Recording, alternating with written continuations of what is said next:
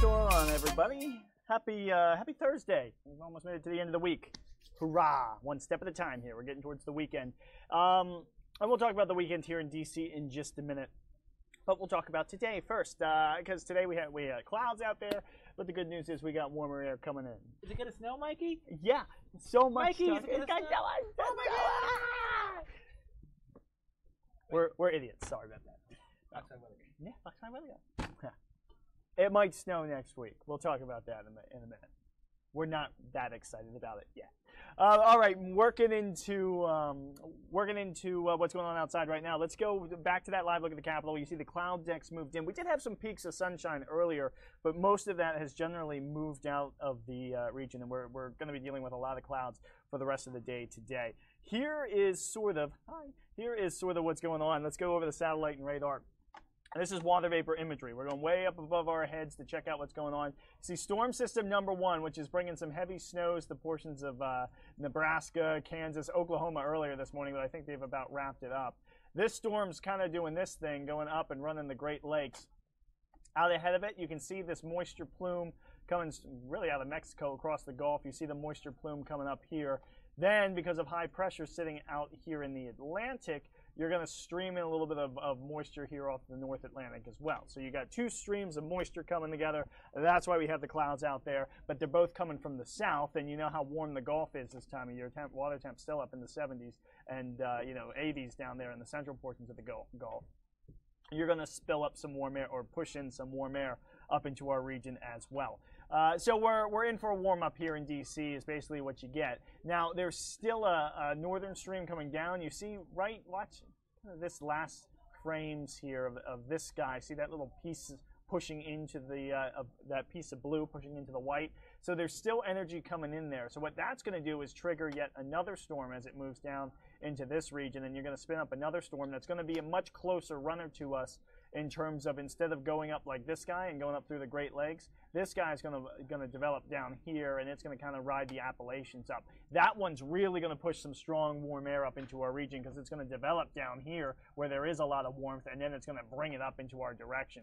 I mentioned this on air this morning, but storm track matters because if we had this storm and it was able to slide south and up and around, then you're pulling in cold air from the north on the northern branch of the storm. But since this storm is coming kind of straight up, out ahead of the storm, you get southerly winds, so it's basically essentially moving the warm air down from the south up, and cold air is going to be retreating out in front of it. Kind of how the weather works here nationally. Local satellite and radar, again, I mentioned a little bit of sun. This is the visible. It's black at the beginning there because you can't see visible satellite while the sun's down. So that's the sun rising. We had some peaks of sun, here over southern Maryland earlier this morning, but last few frames there, you can really see how we've been clouding it up the past few hours. Notice all the moisture. You see how the clouds are streaming in there from the south and from the east, and then the higher clouds are coming in straight out of the west. So you got conflicting winds there, you got a little spin in the atmosphere, all that a recipe for cloud cover, and eventually some showers. A little bit of a chance today, much better chance as we get into the overnight hours and tomorrow. Watch your cold air go. Let me take this off the screen. Watch your cold air is leaving and your warm air is coming in. You can sort of point out right away where the cold front is. You see where the blues meet the green. Cold front's way back here. Somewhere along it, I believe right around this area, you have a storm that's riding that cold front up to the north. So watch as tomorrow, and watch kind of down here, the southern part of where the cold meets the warm. That's where you're going to start to spin up your next storm. Watch as I push forward here. Next storm kind of develops, and I know it's not showing it, but next storm kind of develops here. This is tomorrow as we head into the afternoon, and look at all that warmth getting pulled up in front of it. You see the yellows, you see the oranges. That we'll go in closer here, but that's temperatures well into the 60s here tomorrow. Some of our models even suggesting isolated reading of 70 is certainly going to be possible, but keep this in mind. It's coming without any sort of sunshine. It's going to be cloud cover. It's going to be off and on rain. Maybe we have some decent clearing or not clearing, but some decent dry periods in the afternoon where you can get out and enjoy these temperatures. But overall, it's just not going to be the nicest day, aside from the fact that temperatures are going to be on the warm side of things. Run it out, and guess what comes back? all day Saturday. We have a high right now on our forecast of 50 degrees. That's in the morning on Saturday. In fact, that's likely pre-dawn, and then temperatures just collapse all day on Saturday. I'll show you another way of looking at it in just a minute. But look at the cold come roaring back in. Saturday, Sunday, Monday, Tuesday, all the way out through next Wednesday, Thursday, things are going to be cold here once again in D.C. Unlike last time, this isn't going to be a prolonged cold. We're going to get warm again after it, but certainly 5-6 days in a row of temperatures, at least during the overnight hours, reaching sub-freezing levels. As cold and as strong as the last outbreak, no, but certainly going to be on the cold side of things heading into the weekend. You'll see the 7-day in a sec. Don't take any sort of false sense of security from the 50 you see for Saturday. It will not be 50 in the afternoon. It will be in the 30s in the afternoon because temperatures are going to drop that drastically as we head through the day on Saturday. All right, let's roll through. I thought I had something queued up here. I'll go back. Here's a look at the North American pivotal weather. This is North American model for tomorrow. It's got us around 65 degrees, 4 o'clock in the afternoon. How's that? Even up in Frederick, 62. Out to the west, Winchester there, 60 degrees. Southern Maryland, 50s to near 60. Your areas near the waters have gotten really cold. Potomac River's gotten cold, and your Chesapeake Bay has gotten cold from the extreme cold we had here during the last couple of weeks. So if you live near water, you're going to stay a little cooler than the rest of us. But most of us that are landlocked are going to see temperatures rising up through the 60s as we head through the day tomorrow. Even tomorrow morning looks relatively warm. Let me back it. This is 8 a.m. tomorrow morning. It's got temperatures in the 60s as you wake up tomorrow. So that's how extreme this warm air mass is. Mentioned this on air again this morning, that your temperatures as you wake up tomorrow morning probably going to be warmer than at any point today. Temperatures sort of going to rise all night here. Here's another way of looking at it. Let me take my big fat face off so you can see that temperature, we're kind of sitting right here. See that last black dot? That's where we are right at this time. Temperatures expected to rise up into the 50s. Each one of those lines you see are different models doing different temperatures. I like to ride on the upper end of them. I think that generally does well when I make a forecast here. So I got up to 55 for the afternoon high, but I kind of put that in with a grain of salt because look at as we head into the midnight. So 6Z here is like 2 in the morning.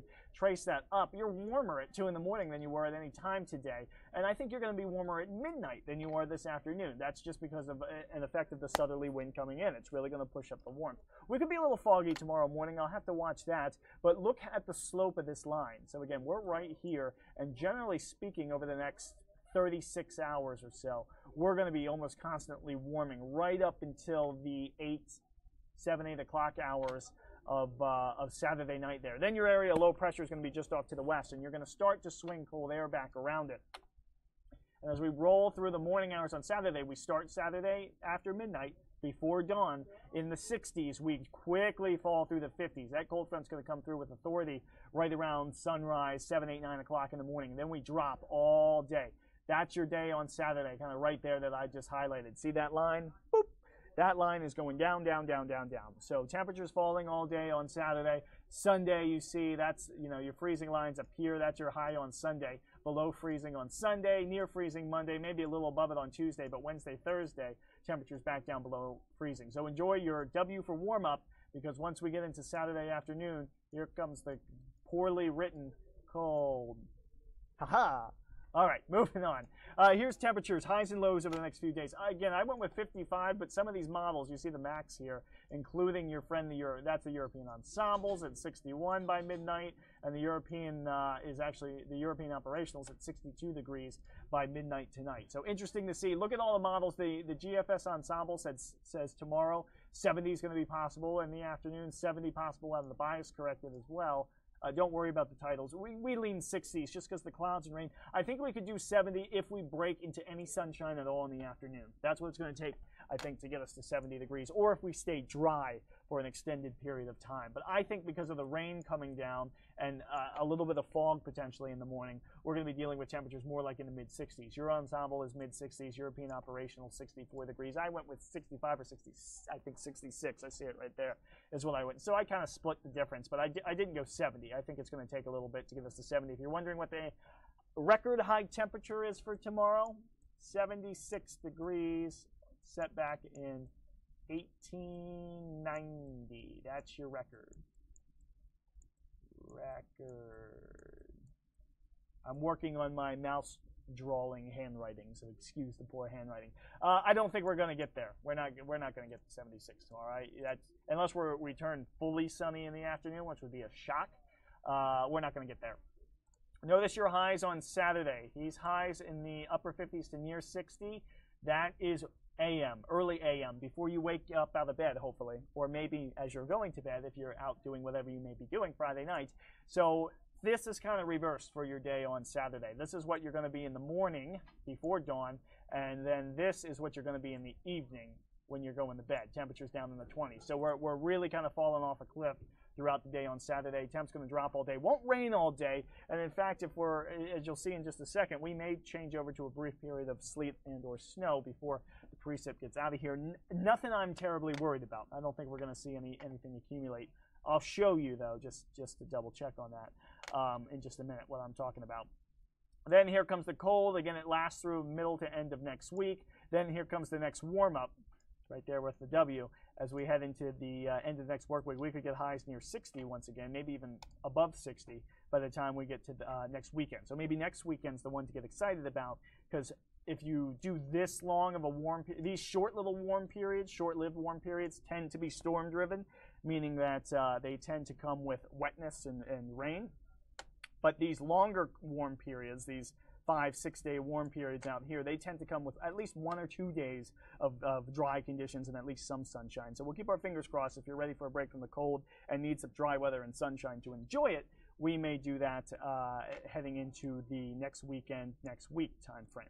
I do think there's a couple of snow chances. You always have to watch out. 2 chances for snow almost always. When the cold air comes back in, which would be Saturday morning, and yes, we could see a few flakes, but I'm not worried about accumulations because the storm track's not right.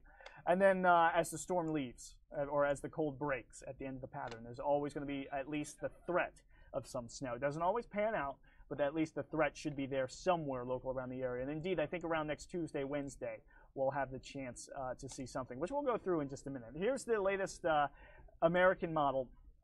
Dry through this afternoon. It says we get into it this evening. We could have some pockets of drizzle, maybe some showers coming up through Virginia. Steadier rains stay off to the west. Let's head out to your morning commute tomorrow, though. That's tomorrow morning. Light rain across the region. Someone was asking me about flight delays out of the area airports tomorrow morning. I think we're fine. Rain may be steady, but it's going to be light tomorrow morning. It's tomorrow evening when things really start to get a little heavier here. Do be aware that if you're, I'm not showing it here, but if you're heading west, Chicago, Detroit, Cincinnati, Indianapolis, they're under winter storm watches, which will probably be upgraded to winter storm warnings because of the sleet, because of the snow that's going to be coming on the backside of this guy out there will accumulate to several inches. So be aware of that. Even as close as Pittsburgh could get several inches of snow out of this guy as we head towards Friday night. There's your break Friday afternoonish. It's not showing up as well here, but know that this green is like, it's basically what we call quantitative precipitation over a 6-hour period. So just because we're on the back edge of it here, meaning that in the 6 hours leading up to 2 o'clock, there'll be some rain that comes through, but we should be able to get a dry slot going at some period during the afternoon, get a break, maybe get outside and enjoy it. Ground will be wet, but maybe get outside and enjoy those temperatures while you can. And then as we head into the evening and the front starts to approach, you see that area low pressure down here.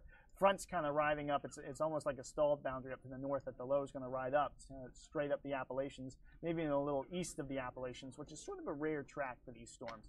But that system could bring in the heavier stuff.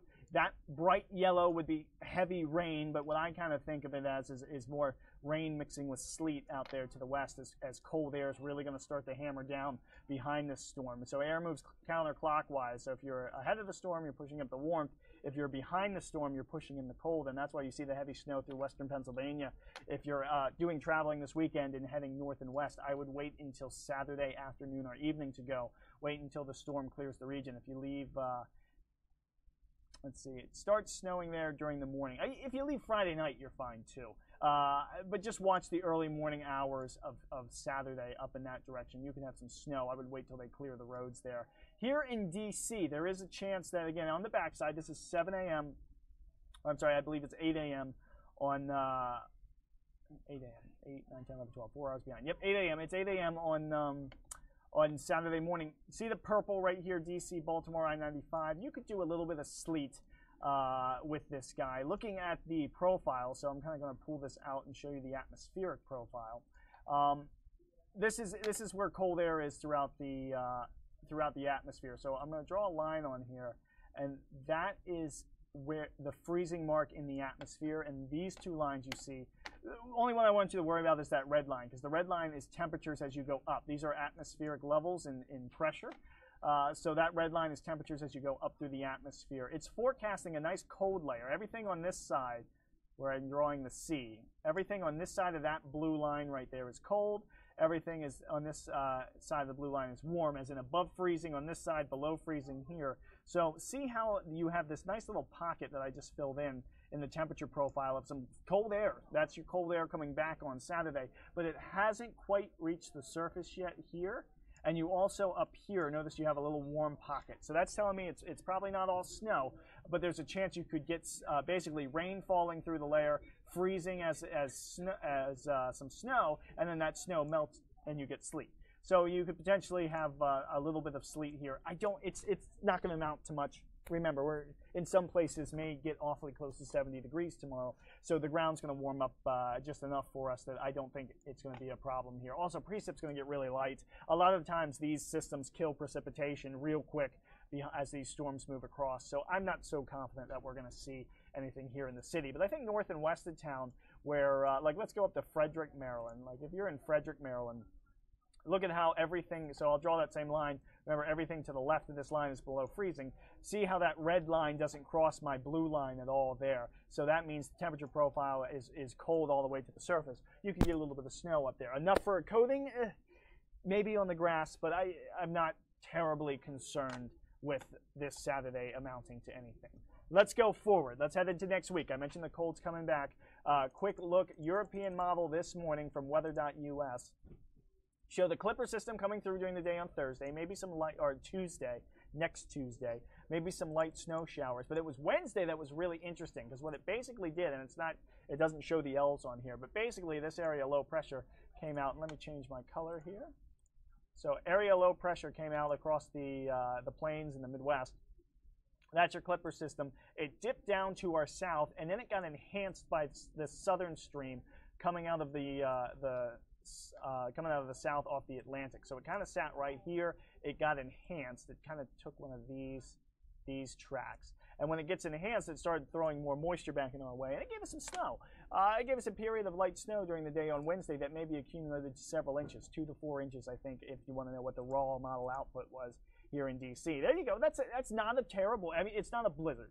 But for a January snow event, that wouldn't be awful. And I don't mind the setup so much. But certain things are concerning to me, and that is that here's the upper level setup with it. Let's run through. This is European off Storm Vista. Running through, this is your day on Sunday. We're getting into Monday. Monday doesn't, you got energy rounding the bend here, but you don't have too much to work with. So Mondays I'm not really too concerned of. Tuesday, you could have the Clipper come down, and then behind it, you rotate this big ball. Here's a nice big ball of energy coming around. It's trying to round the bend, but I don't think it's doing it fast enough because it's not out in front. What you are doing is you're cutting things off at the upper layer. See how you have a closed off circle here? That's an upper level low getting its act together right over the Midwest. So whenever that happens, you're going to get some lift in the atmosphere, and out ahead of it, you're going to get some moisture coming in. So that's why if there's a Clipper that comes down, you could be enhancing it right there in that region. But if you want more snow, I want to see this energy leading the storm a little farther. Let's get it out in front of that low. Also, that whole closed low setup kind of bothers me. We'll see. We'll have to wait and see kind of what happens there. But there's certainly energy to support it. I'm just not sure the model is dealing with the whole upper level situation correctly at this stage. We're 156 hours right there from anything happening here, which means we got a lot of time for things to change. So we'll watch this one over the next few days. Right now in the forecast, and let me switch it over here. Well, you know what? They're working on it, so I can't switch it over. Right now in the forecast, we do have a chance of snow next Tuesday with flurries with the Clipper, and then next Wednesday with maybe some enhancement to it. I'm not going to put down any totals yet, and I'm not 110% sure. We put chance of snow for a reason, because we're not 100% sure it's going to pan out for us. But we'll keep our fingers crossed. Here's long-term pattern. I showed you the warm-up coming. Trough, this is a northern hemisphere looking down. So that's the Arctic up here. Our home here in DC, and let me switch colors again because there's going to be a lot of red on this map. Our home here in DC is right there where I just drew that box.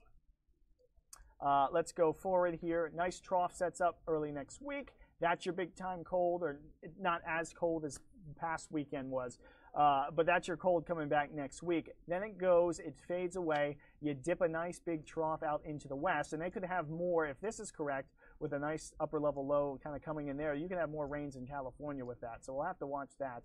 But your ridge piece is way out here to the west. That builds the trough in down through the west, and when you trough in the west, you tend the ridge in the east. What does all that mean? That means the cold is dipping into the west while the warmth is coming up in the east during that time period.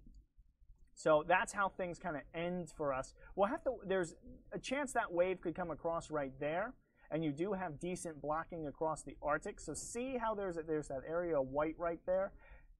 Models of late, this cold air outbreak coming next week was not looking very impressive, or as impressive as it now looks last week. So things have been trending colder as we've gotten closer. So we'll have to watch maybe beyond next weekend, Tuesday, Wednesday, Thursday time frame, maybe getting a little wave of cold in here a little faster before we go right back into the warm stage. And there's the ridge building again late next week into next weekend, the weekend of the, or into the weekend beyond next weekend even, which would be the weekend of the 27th and 28th, as you see me cheating by looking at the calendar there.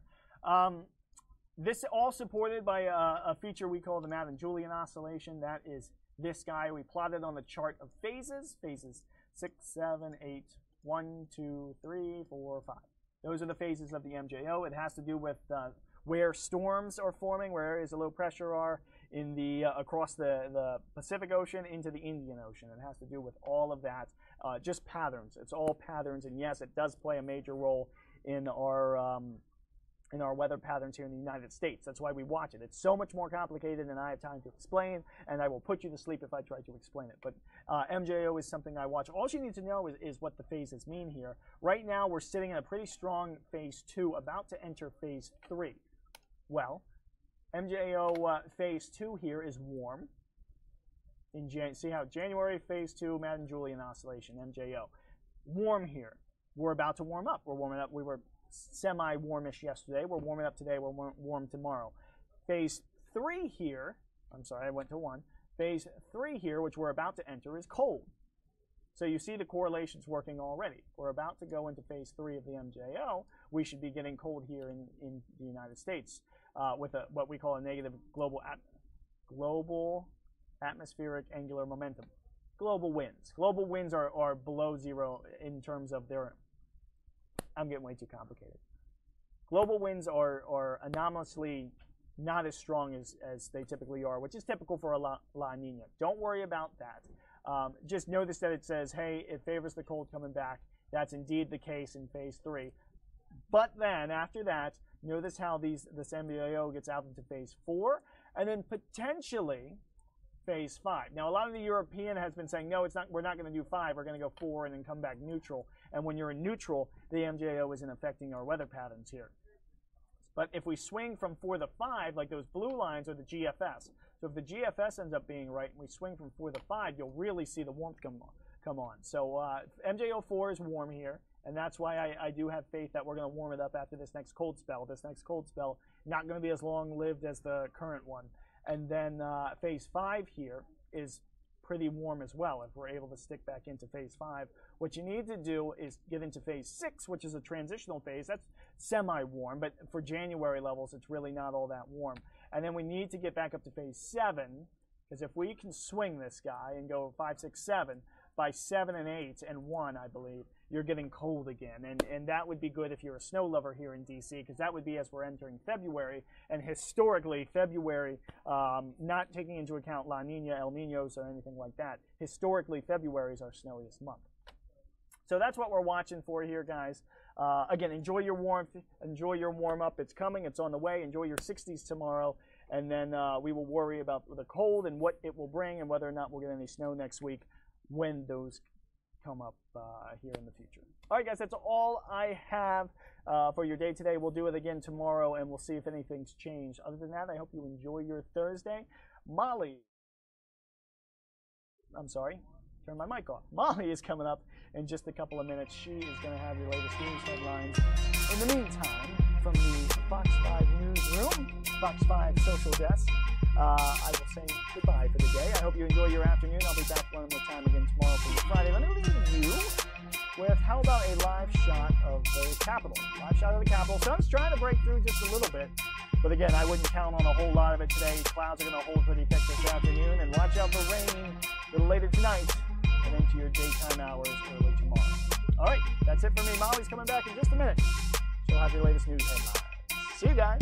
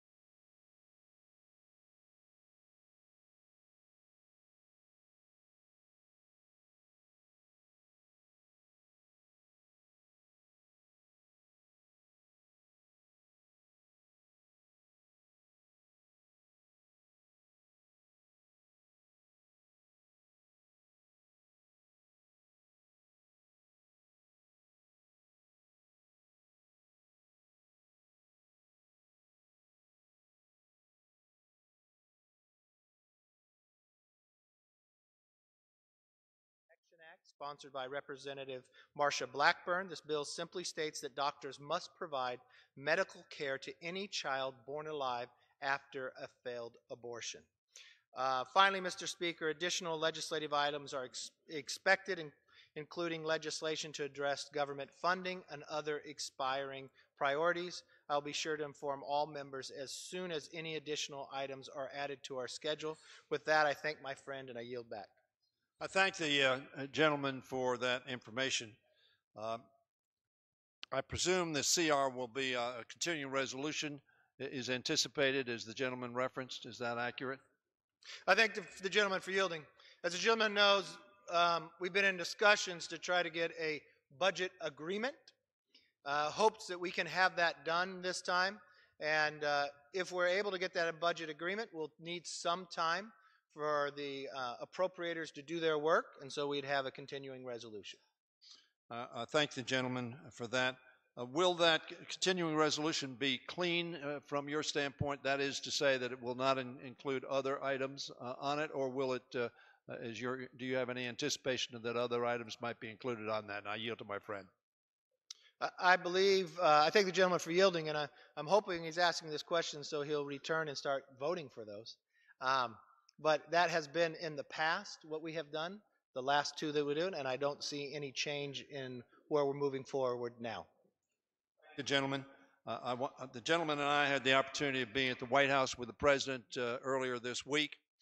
He and I are attempting to work on seeing if we can make sure that we protect our dreamers, that I think we saw a unanimous opinion in the White House among the 17 Republicans and 7 Democrats, or 8 Democrats that were there, that ought to be done. And I was pleased the president said that ought to be done, and it ought to be done quickly. And I appreciate the gentleman's efforts on that score. Obviously, we also need to do something with the Children's Health Insurance Program. We've talked about that before. We need to do something with respect to the supplemental. Puerto Rico and the Virgin Islands, as well as Florida and Texas. Obviously, we passed a supplemental here. It did not pass in the Senate. Hopefully, we will address that, or the Senate will address that, and we can address it coming back across the aisle. In addition, we're going to have to, as the gentleman referred to, establish caps because we still, at this late hour, late date, do not have a figure for the Appropriations Committee to use in terms of what they will mark their bills to. Does the gentleman, and you mentioned it, but does the gentleman have any degree of update or confidence that that will be done within the next few days? And I yield to my friend. I thank the gentleman for yielding. The negotiations has been progressing further as they have for the last month or so.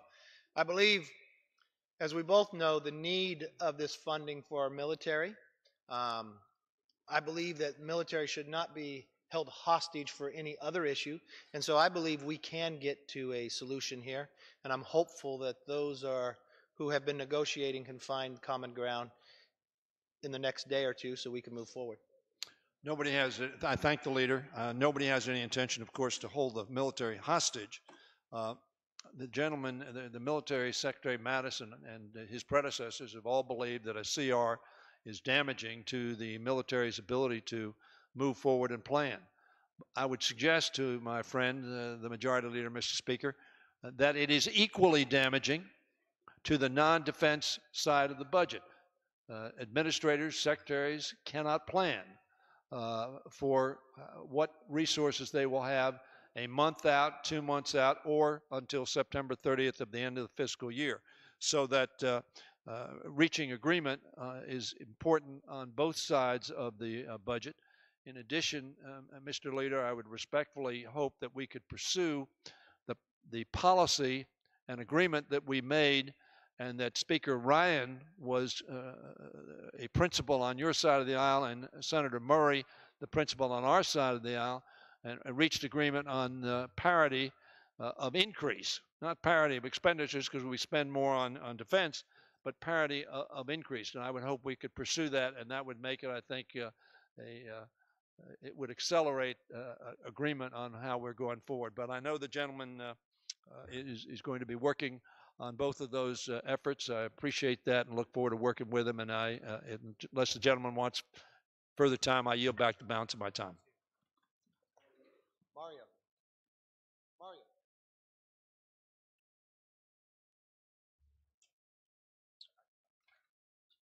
Okay, I'm gonna have her do convening time as well for us.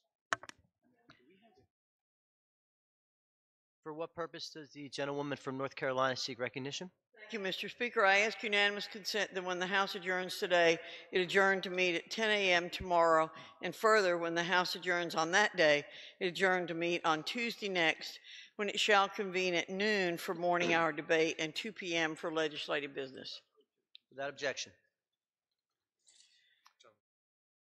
Purpose does the gentleman from California seek recognition? Mr. Speaker, I send to the desk a concurrent resolution and ask unanimous consent for its immediate consideration in the House. The clerk will report the title of the concurrent resolution. House Concurrent Resolution 98, concurrent resolution directing the Secretary of the Senate to make a correction in the enrollment of the bill Senate 139. Is there objection to the consideration of the concurrent resolution? Without objection, the concurrent resolution is agreed to, and the motion to reconsider is laid on the table.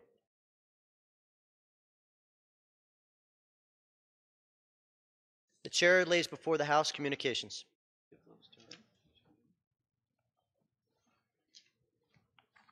The Honorable, the Speaker, House of Representatives, sir. It has been my great honor to serve as chairman of the Budget Committee in the U.S. House of Representatives. I am proud that we completed our work when the House passed the most conservative budget in 2 decades, with $203 billion in cuts to mandatory spending, and paved the way for tax reform. While I do wish the Senate had adopted our resolution, I believe that we have begun to change the culture of excessive spending in Washington. With the FY 18 budget and tax reform complete, I am now respectfully stepping down as chair of the House Budget Committee effective Thursday, January 11th, 2018. Last summer, I announced that I would run for governor of Tennessee in 2018. I had previously forestalled that decision to devote myself to the duties of serving as Budget Committee Chair in 2017, an opportunity that I did not foresee, but one that I felt honored and committed to undertake to ensure this House Republican majority passed a bold, conservative, and balanced budget. I would like to thank President Trump and Vice President Pence for their support of our House budget and leading the way on tax reform. It has been an honor working closely with both of them this year. I am grateful to the people of the 6th District for giving me the privilege of fighting on their behalf in Congress. Signed sincerely, Diane Black, Member of Congress. The Honorable, the Speaker, House of Representatives, sir. Thank you for the privilege of serving for the past 5 years on the House Ethics Committee. While few, if many members seek this assignment, the collegiality of the members coupled with the seriousness of the jurisdiction have made it an experience I will treasure. When I became chairperson of the Committee on Oversight and Government Reform, I knew I would not be able to keep all other committee assignments to include judiciary, intelligence, and ethics. 4 committee assignments, including a chairmanship, is a challenging workload. I was happy to finish out the calendar year and conclude some matters then pending before the committee. Accordingly, I tender my resignation from the House Ethics Committee pending your designation of a replacement. Thank you again for this opportunity, and thank you to my colleagues on the committee for their hard work and friendship. Signed sincerely, Trey Gowdy, Member of Congress. Without objection, the resignations are accepted. Does the gentlewoman from North Carolina seek recognition?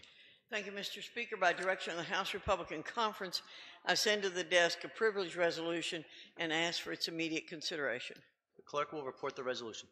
House Resolution 685, resolved that the following named members be and are hereby elected to the following. Unanimous consent that the resolution be considered as read.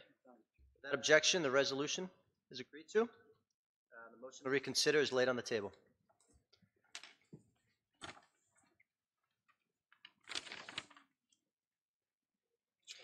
The chair will now entertain requests for 1-minute speeches. For what purposes does the gentleman from Georgia seek recognition?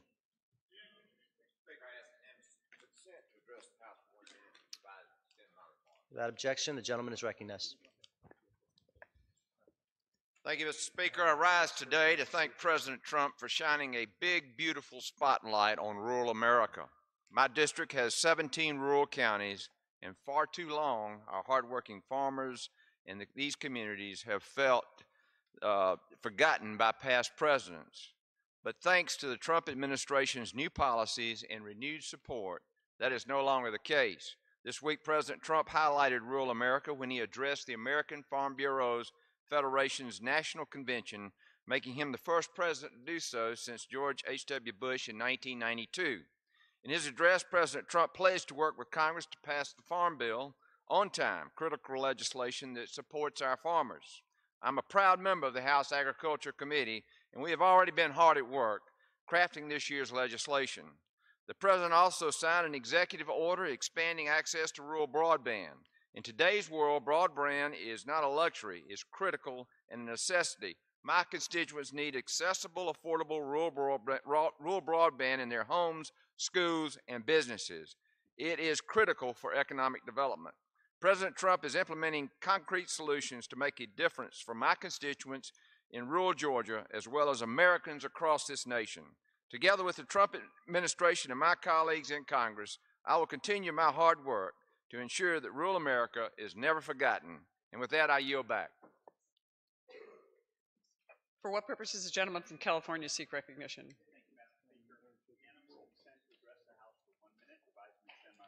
Without objection, the gentleman is recognized for 1 minute. Madam Speaker, I rise today to speak against this administration's choice to end the temporary protected status designation for El Salvador. Because of this disheartening and potentially dangerous decision, 200,000 people who have been legally living and working in the United States will be forced to go back to a country they don't know. A country that still hasn't fully recovered from the devastating earthquakes, but is in the grips of widespread gang violence with one of the world's highest murder rates. These families have chose to stay here. In my district, their TPS recipients from El Salvador have become ingrained and embedded in our communities. They are longtime loyal employees, they have started families, they have started businesses, and yes, they pay taxes. If they are removed, our country would lose over $100 billion over the next decade. Billions would be lost from Social Security and Medicare contributions, and employers would experience hundreds of millions in turnover costs. Congress should right this wrong and pass the American Promise Act, so that these TPS recipients can continue to work and live in our communities and contribute to our country. I yield back. Thank you, Madam Speaker. For what purpose does the gentleman from Pennsylvania seek recognition? Without objection, the gentleman is recognized for 1 minute. Madam Speaker, I rise today to draw attention to a growing humanitarian crisis, one that is often forgotten in news around the world. Venezuela is suffering through a collapse of its economy, and worse still, Venezuela's children are starving to death. According to a recent media report, the number of cases of severe malnutrition has nearly tripled in the years since the economic collapse, and doctors believe that 2018 will be even worse. The Venezuelan government has taken pains to hide the impact that the collapse has had on its population and the role of their own repressive policies have played. But the recent statistics tell the true story. From 2012 to 2015, the mortality rate of infants under 4 weeks old has increased tenfold. In 2016, 11,446 children under the age of 1 year old have died, an increase of 30%. Families and children now dig through trash in the hopes of finding food. This crisis, we cannot turn a blind eye to, and we must work together to address it. And I urge my colleagues to keep this at the forefront of our consideration. Madam Speaker, I yield back. For what purpose does the gentleman from Georgia seek recognition? I move to address the body for 1 minute to revise and extend. Without objection, the gentleman is recognized for 1 minute. Thank you, Madam Speaker. I rise to set the record straight about the Trump Republican tax scam recently signed into law. Middle income and working people in Georgia will see. Hi guys, how you doing? Molly here at Fox 5 Live inside the Washington, D.C. newsroom here at Fox 5 D.C. Working on some videos right now to kind of edit and work on some of the troubleshooting that we have to get you some of the cool news headlines and viral videos that we have going on today. I know it's a lot of politics, and we started off going right to the House floor. Congress just renewed FISA, the Foreign Intelligence Surveillance Act, and we're going to have some other cool videos and trending topics coming up for you. But for now, we'll jump around a little bit and head into, I believe Speaker Paul Ryan just ended his weekly media address, was going to try to catch that for you live. But we'll see whatever videos we have coming in live for you and take you over there. For now, the House floor on Capitol Hill is sort of what we're looking at, and we will be queuing up some really interesting videos, including topics like the fact that Walmart just upped their salary per hour to $11 for employees. They're talking about a one-time $1,000 payout to veteran employees of 20 years, which is kind of interesting. Also some other stories just coming out from around the nation, really. IKEA, actually this is international, IKEA just released a magazine-style pregnancy test. It's literally on paper. We're going to show you some video of that. It's only in Sweden right now, but it is pretty interesting, kind of bizarre, but it's a news topic that we want to talk about. And some other stuff just that's kind of making the circulations on social media. We'll show you some of that as well.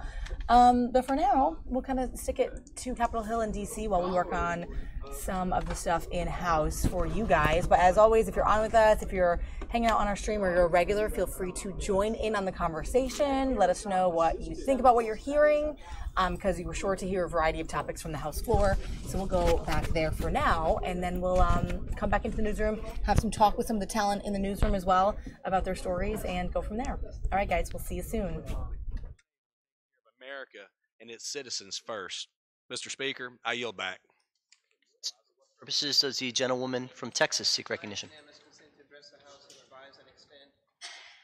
Without objection.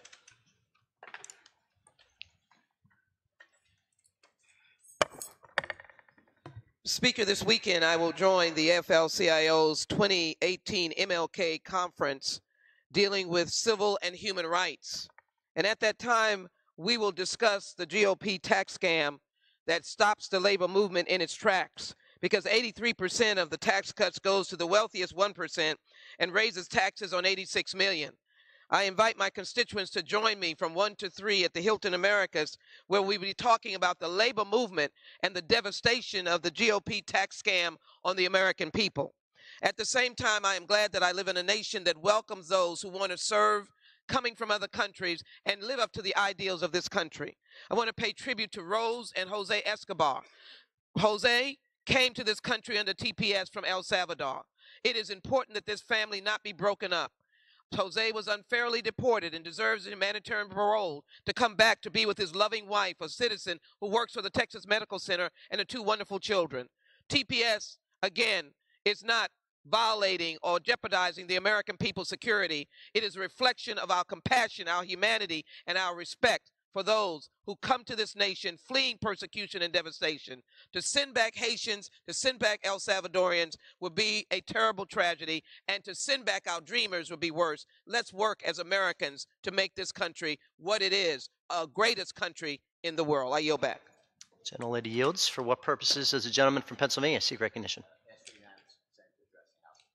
Gentleman is recognized. Thank you, Mr. Speaker. This past Saturday, I attended the 102nd Annual Pennsylvania Farm Show. It was great to see so many constituents there supporting and learning about our agriculture community. Farm Show is special in Pennsylvania. It's the nation's largest indoor agricultural event. Showcases more than 12,000 competitive exhibits, more than half of which are animal exhibits. And more than 1,000 exhibitors and competitors were from my congressional district, like Natalie Eberly, who was showing polled Hereford beef cattle. And it's well known for its delicious food, which I enjoyed, and which raises money for nonprofits that support our agriculture community. This farm show highlights just a sliver of the industry that employs nearly 500,000 people in Pennsylvania and contributes $185 billion to our economy each year. Special thanks to Congressman G.T. Thompson, my colleague from Pennsylvania, who's vice chair of the Ag Committee, who conducted a listening session with other members of the Pennsylvania delegation as well as members of the Ag Committee. I was very pleased to welcome the Pennsylvania Roger Marsher from Kansas and Ranking Member Colin Peterson. And it was a great session with many members of the Ag community from across Pennsylvania. Also would like to thank Farm Show Executive Director Sharon Altland for once again putting on a fantastic show.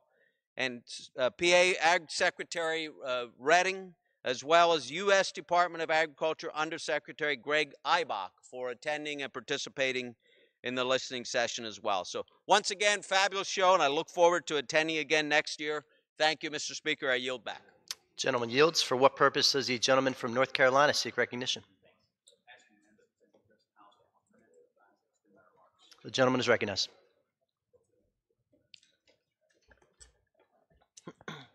Thank you, Mr. Speaker. I rise today to recognize High Point native Heather Richardson Bergsma for qualifying for the 2018 Winter Olympics in speed skating. Holding multiple world records, she will be competing for her first Olympic medal this year. Heather's hunger for speed skating began at an early age. Growing up just a few minutes from our local High Point roller rink, Heather's talents were recognized by a local coach who suggested she start taking inline speed skating classes. Although she was told she must wait a full year before she could compete, her passion and dedication for the sport did not waver, and a year later she competed in her first race. The Olympics mark crowning achievements in every Olympian's career. The many years, hours, minutes, and seconds they have devoted to training all come down to fulfilled dreams and broken records. Heather's dedication, passion, and perseverance demonstrate the characteristics found in every great athlete. I am proud to recognize Heather today and wish her the best of luck next month. Mr. Speaker, I yield back. Gentleman yields. For what purposes does the gentlewoman from New York seek recognition? I request unanimous consent to address the House for 1 minute and to revise and extend my remarks. Without objection, the gentlelady is recognized. Thank you, Mr. Speaker. I rise today to recognize the Java Scouts, a youth robotics team from my hometown of New Hartford, New York. In December, the Java Scouts competed in the regional qualifier for the first tech challenge at Sequoia High School, where they qualified for the regional championship in New York. The Java Scouts also received the First Tech Challenge Inspire Award, which is presented to the team that judges feel acted as a positive role model to other teams and embraced the challenge of this program.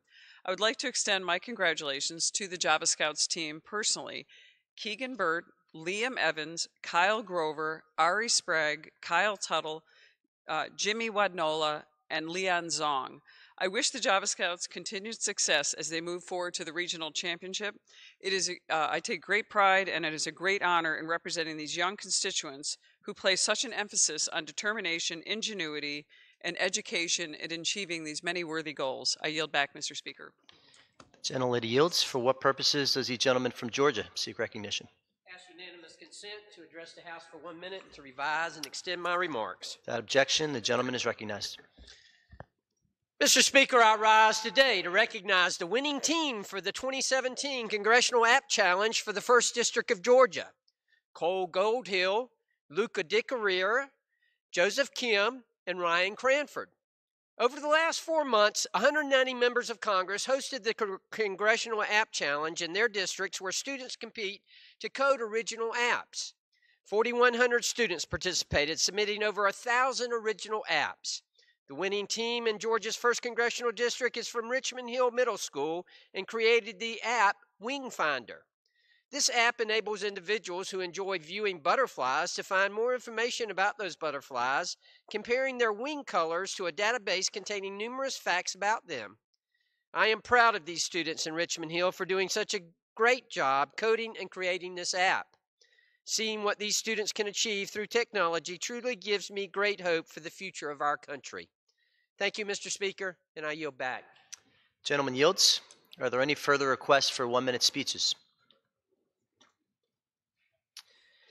Under the Speaker's announced policy of January 3rd, 2017, the gentleman from Arkansas, Mr. Hill, is recognized for 60 minutes as a designee of the Majority Leader.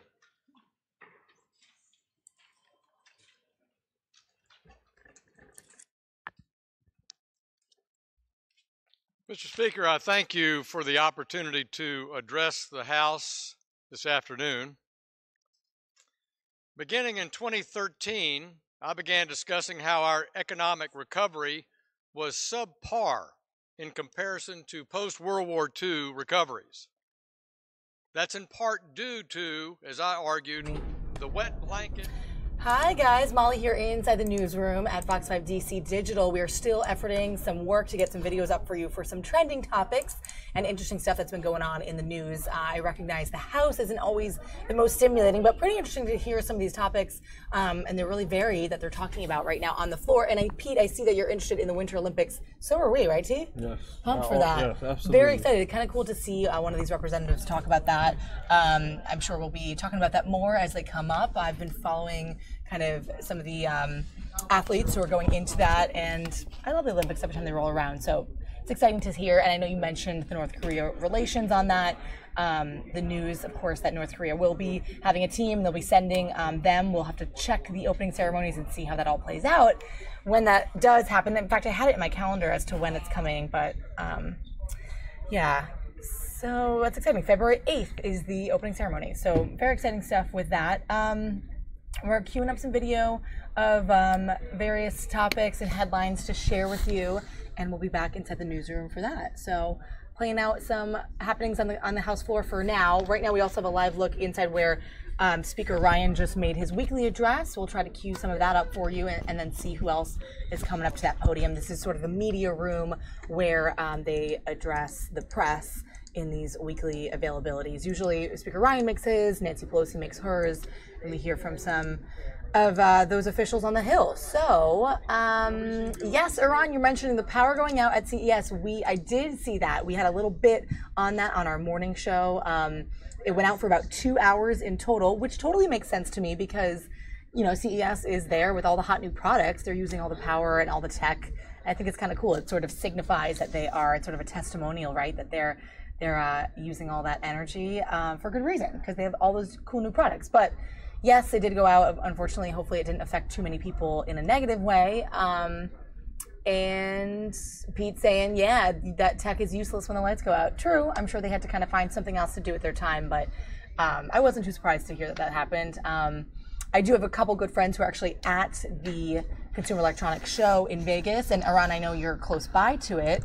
So that's right there in your neck of the woods. But I have a couple friends there, and if they send me back any pictures, I'll share them with you guys on the stream. All right, let's go back into this duo shot here. We'll go back into the House floor and keep you up to date with what else is coming in that's live for us from DC.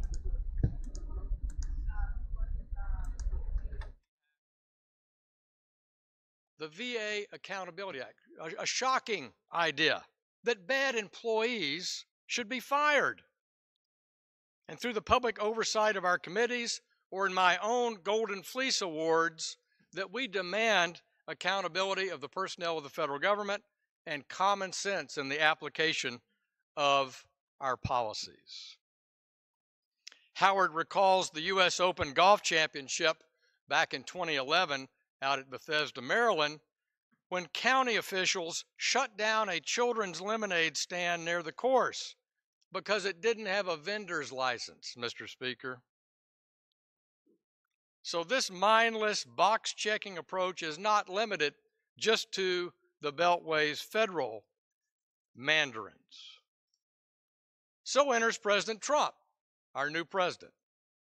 Last year, I wrote then President-elect Trump asking him to create a regulatory relief task force to address the overly burdensome regulations from our federal agencies that, in my view, has hurt over the past decade our economic growth, our job growth, our productivity, and hence our wage growth.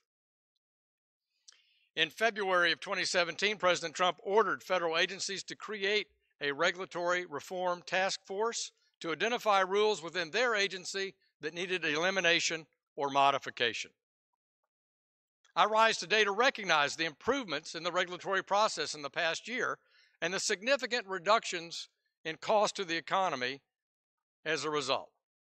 I commend the new administration for seeking to continue this momentum into 2018 with the recent release of its regulatory plan and agenda for 2018. As Phil Howard has demonstrated, and we experience daily, the federal administrative state is lacking in accountability. It's not just vast and costly, it's unnecessarily intrusive into the everyday lives of hardworking Americans. In Arkansas, we've seen agency regulations that have had devastating economic impacts on our farmers, small businesses, nonprofits, schools, colleges, universities, and state government. President Trump set the proper tone for reining in this regulatory state by issuing an executive order in the first 10 days of taking office, directing agencies to eliminate 2 existing regulations for each new one issued. Common sense. In 2017, federal agencies have withdrawn or delayed 1,579 planned regulatory actions, leading to over $8 billion in lifetime net cost savings. In 2018, the Trump administration plans to raise the bar by issuing 448 deregulatory actions and 131 regulatory actions, a better 3-to-1 ratio, resulting in more than $9 billion in lifetime cost savings for the economy. This chart shows the annual cost of new regulations reviewed by the Office of Management and Budget every year, beginning in 2009. You can see the wet blanket that I described growing between 2009 and 2012. But you can see out at the last column, 2017, that it's actually a decline, a $570 million reduction in the cost of new regulations proposed by Washington. During 2017 here in Congress, we've passed 13 congressional review acts, 11 of which President Trump signed into law this year. By repealing these 11 damaging, large rules, the economy will save some $10 billion over the next 20 years.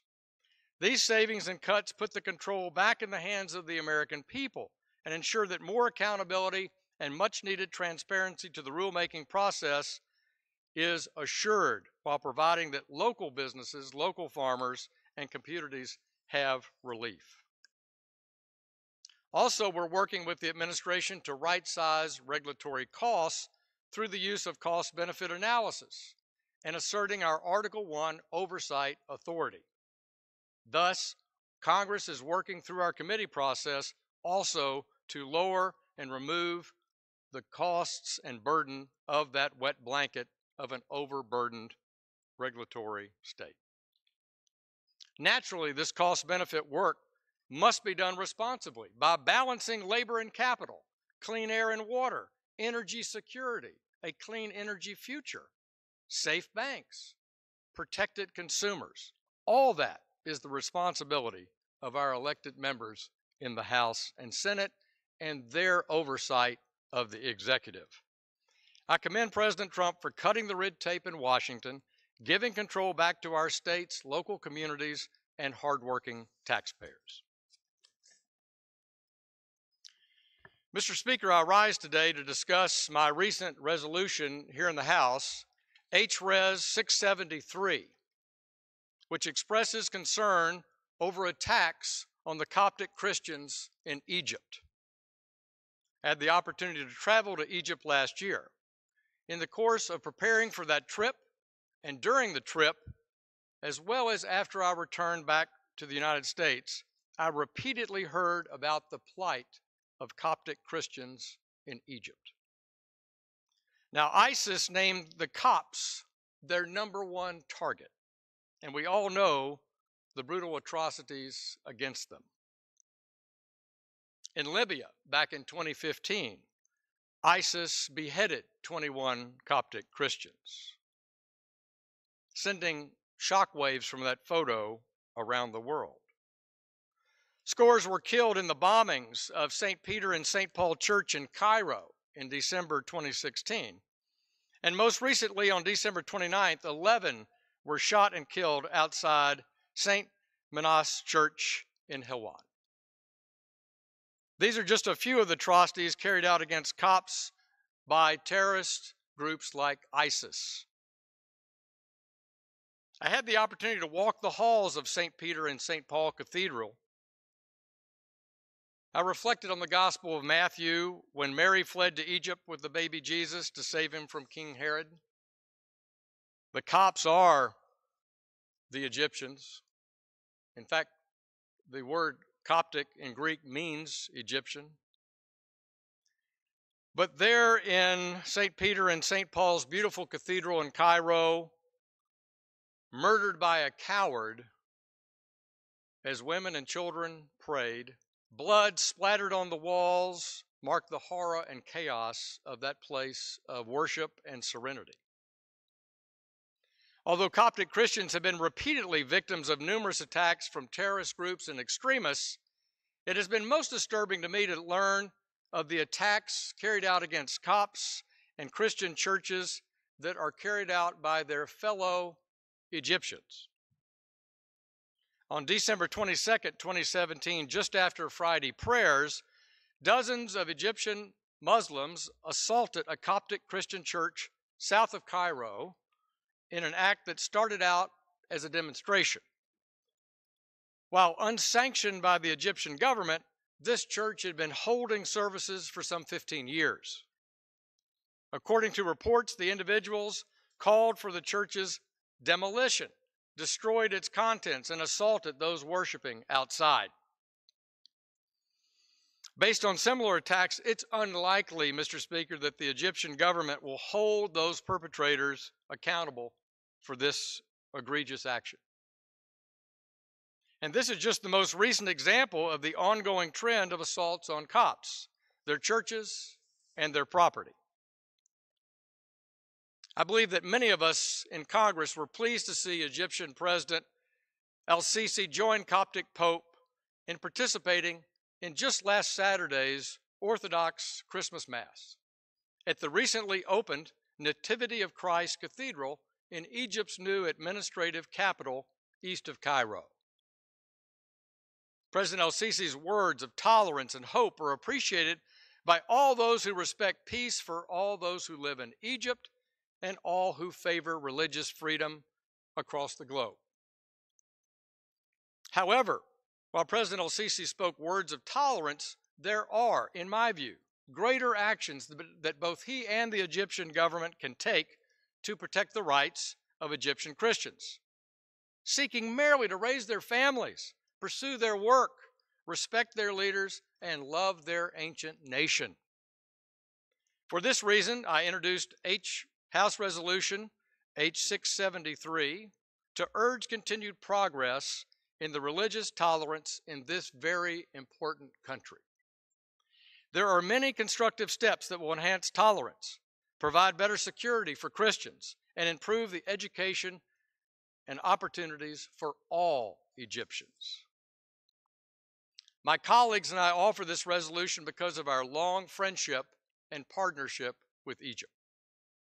We're partners in regional peace efforts, regional economic growth, and in our mutual desire to defeat militant terrorist groups and nations and those who finance them. President El-Sisi has set the right tone at the top level of his government, and I believe he has a respectful partnership with the leadership of the Copts and other Christians in Egypt. But that respect and the resulting legal protections must be passed down to all levels of government and society, because the streets sadly tell a different story. The Egyptian people are a proud people with an extraordinary civilization, and I believe this is a great opportunity for Egypt to emphasize the importance that Copts can play in Egyptian society as full Egyptian citizens. As the Coptic Pope told me on my visit to Cairo, all Egyptians, Muslim and Christian, take their water. Guys, you are watching Fox 5 Live here inside the DC newsroom. This is, of course, footage of the House floor live right now in Capitol Hill.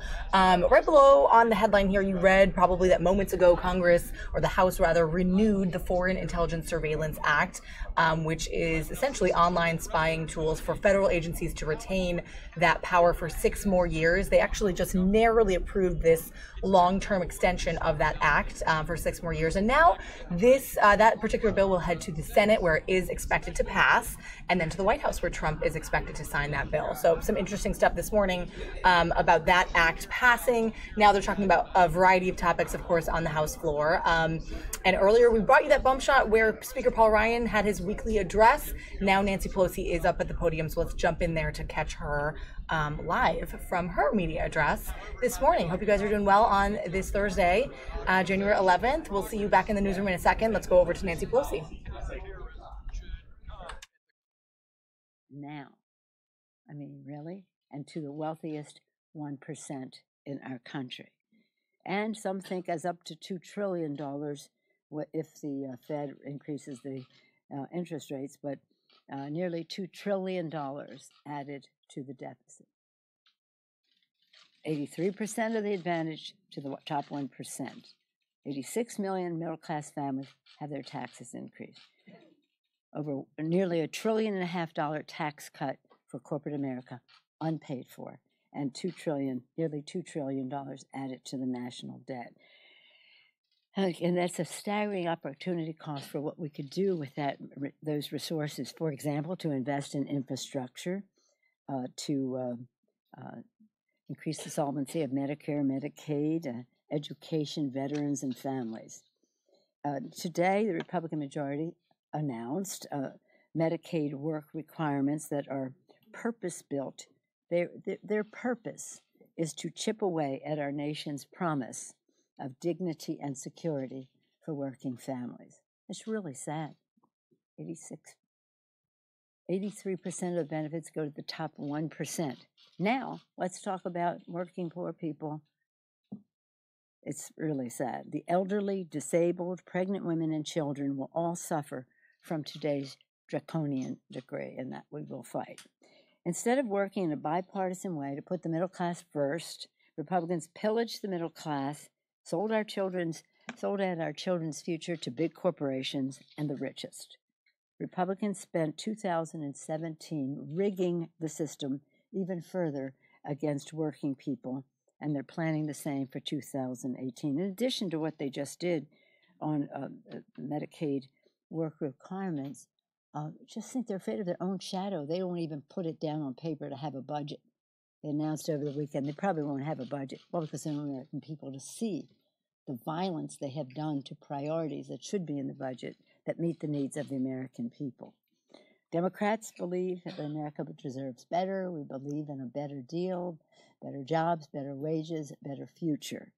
Create jobs and raise incomes for American workers, that's for sure.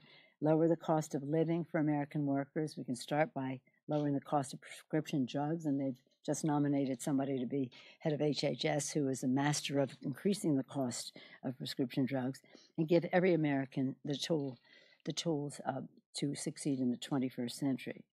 We believe that it really is a better deal, that we should be working together in a bipartisan way to create growth that will reduce the deficit, generate good paying jobs, and do so again in a bipartisan, transparent way, instead of having trillions of dollars impact on our economy with this GOP tax scam bill that was done in the dark of night, and again in a way that is not transparent, bipartisan, or good for America's working families. With that, I'm pleased to take any questions you may have.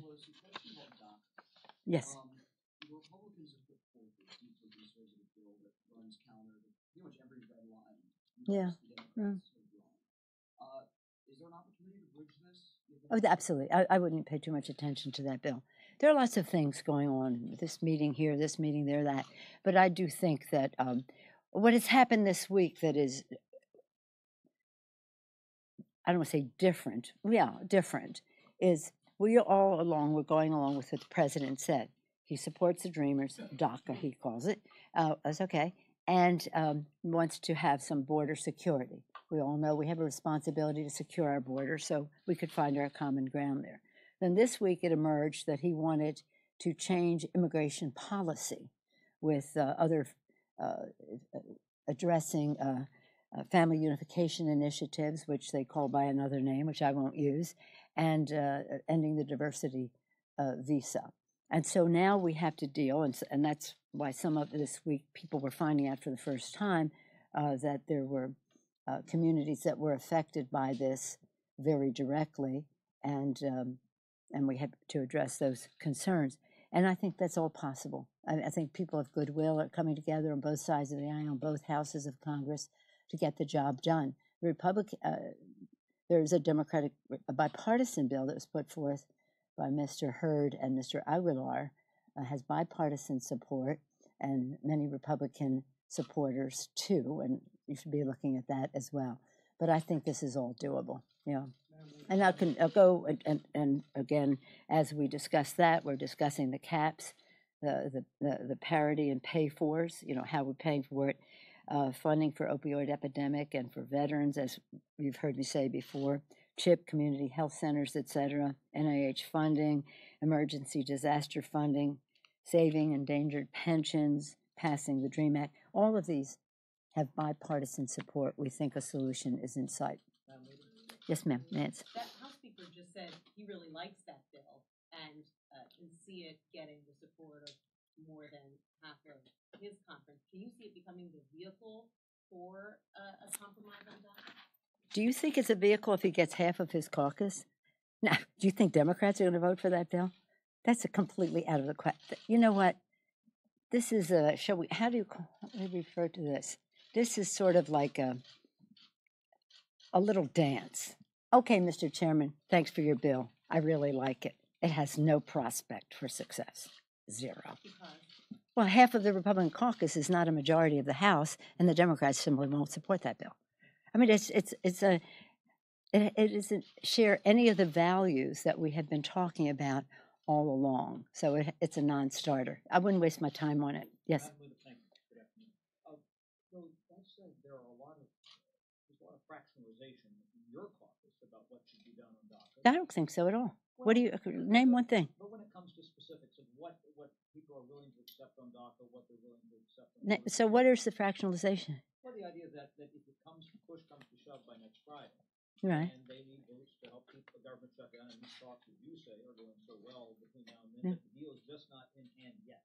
Well, maybe is your question, what happens if we don't have a deal next week? But I don't think it should be predicated. Our caucus is very unified. It's very unified. They have been totally committed to passing the DREAM Act, doing it last year, but now, okay, January. We have tremendous unity in our caucus and unity around our values that we want to see in the year end, which is now spilled over into this year. So what's the question? So I guess if we don't have a deal in hand, that everyone in your caucus... Well, I think we'll have a deal. No. Everybody, and we have to have a deal in hand. We have to have a deal in hand. There is no... How much more information does anybody need? How much more reality do people have to face? They're saying, oh, people are not losing any protections by not having a DACA bill passed. No, they are losing protections every day, over 100. Over 15,000 already have lost protections because of what the president did to lift the DACA executive order. So we need to do it, and we need to do it now, and people are on a good course to get it done. And people say, oh, is there going to be another CR? Only if we would need it to do the implementation of it, take it to the floor, this or that. But there's no point in having another CR unless we have an agreement on DACA and on funding, on, we have disaster. It's a number of issues that have to be dealt with. Too sweet. Yeah. A number of companies are attributing the tax bill for being able to give higher wages to their employees, as well as being able to give a number of bonuses to their employees. How do you respond to that? Well, the number of bonuses that were given, well, one of the bonuses was already in a union contract, and then they added a little more money to that. That same firm just told their employees that they were going to be laying off 1,500 people, and if they wanted to save their jobs, they could all start working 32 hours in those communities. So in terms of the bonus that corporate America received versus the crumbs that they are giving to workers to kind of put the schmooze on is so pathetic. It's so pathetic. And I would hope that with their big advantage of bringing money home at a very low rate, that they would invest in infrastructure and things. But our experience has been that they will do dividends, they will do stock buybacks and things like that. I think it's insignificant. Yes, ma'am. One of your Democratic colleagues in the House has suggested the potential to have mock hearings to bring in some women who have accused President Trump of sexual misconduct. It's our understanding that you've asked for back off of that idea. Do you not think that these women deserve to have their voices heard up here on Capitol Hill? It's not about that. Everything that I ask my members to do falls into certain categories. If it's an economic issue or something, does it decrease the deficit? Does it create jobs?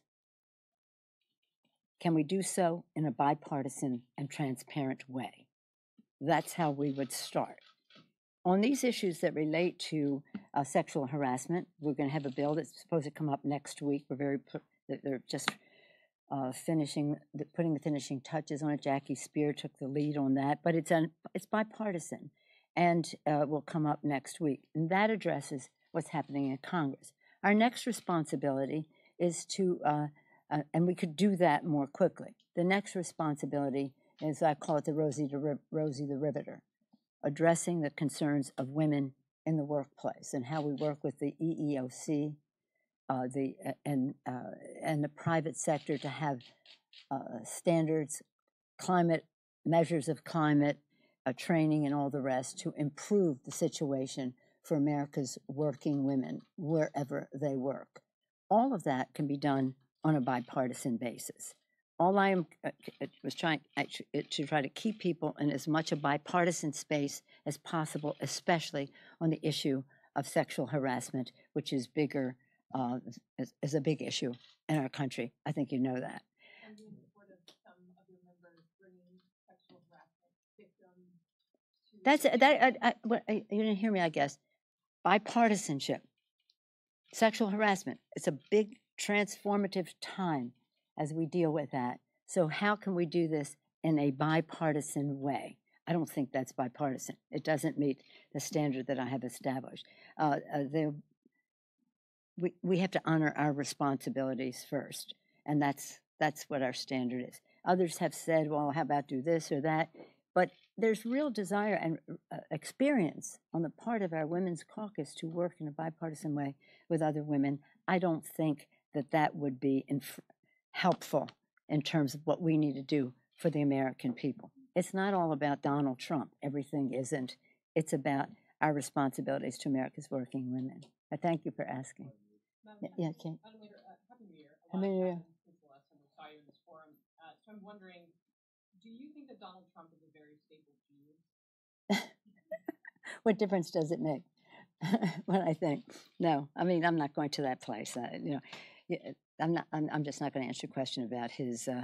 I take issue with a person presenting himself as a genius.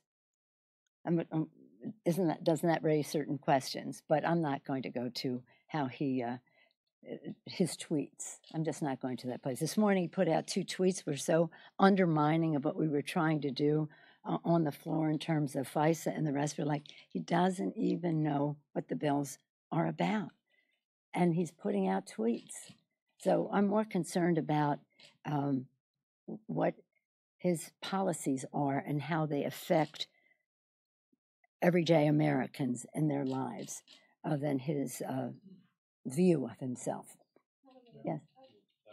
You had 2 big retirements in your home state this Yeah. Republicans, FISA and Royce. So far. Yes. Do you think we're looking at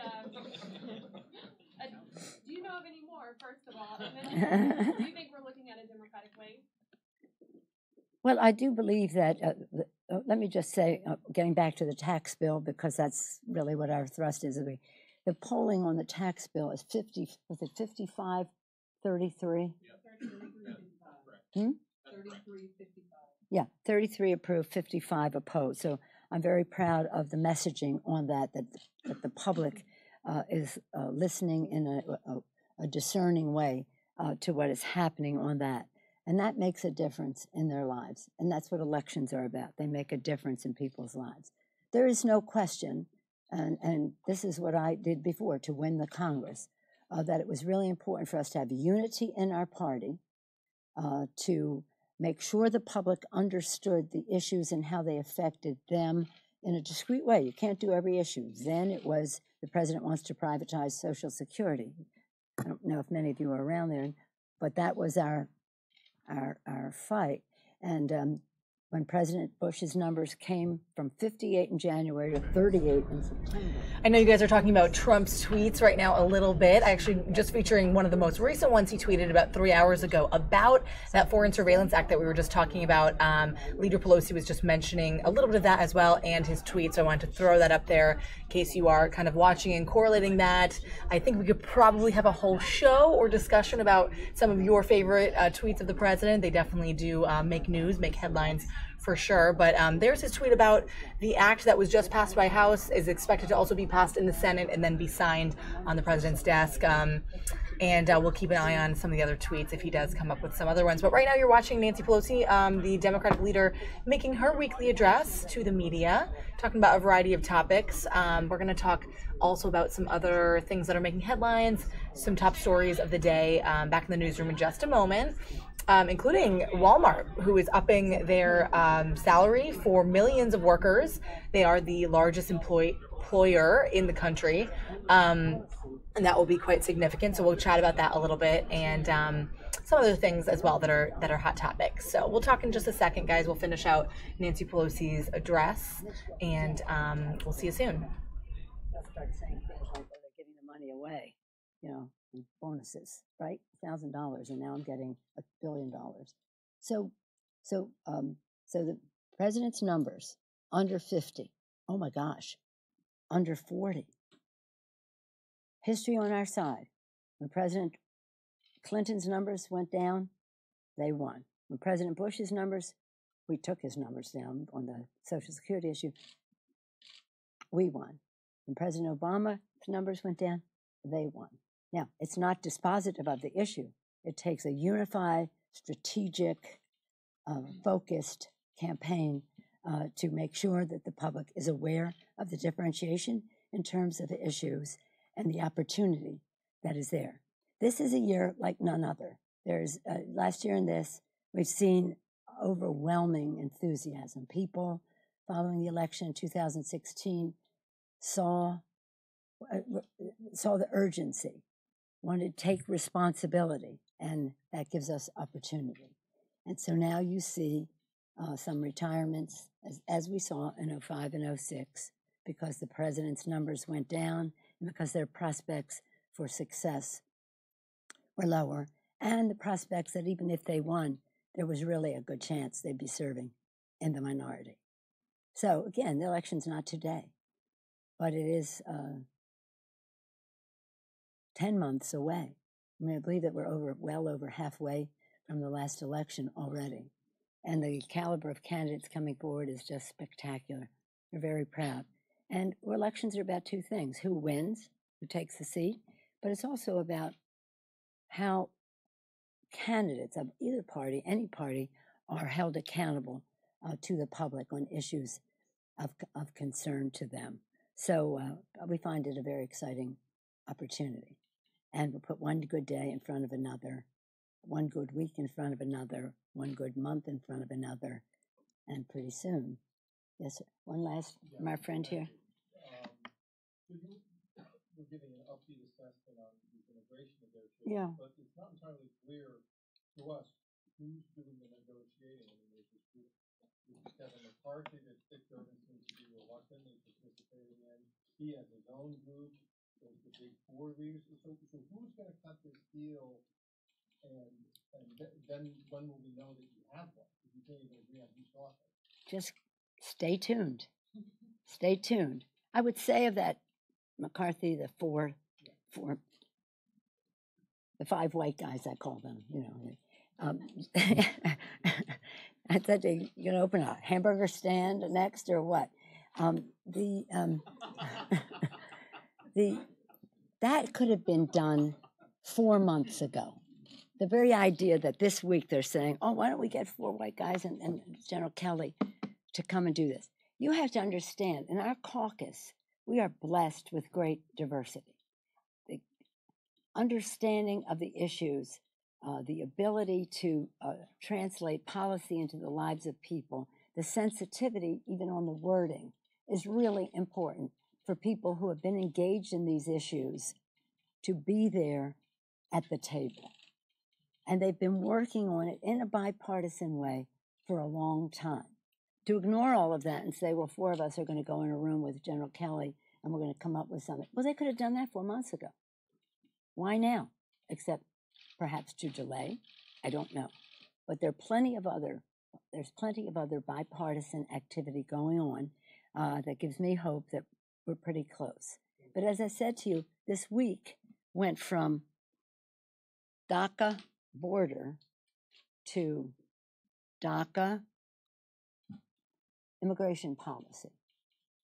And I would have wished that we could have saved some of those conversations for another day, because we do have to address comprehensive immigration reform.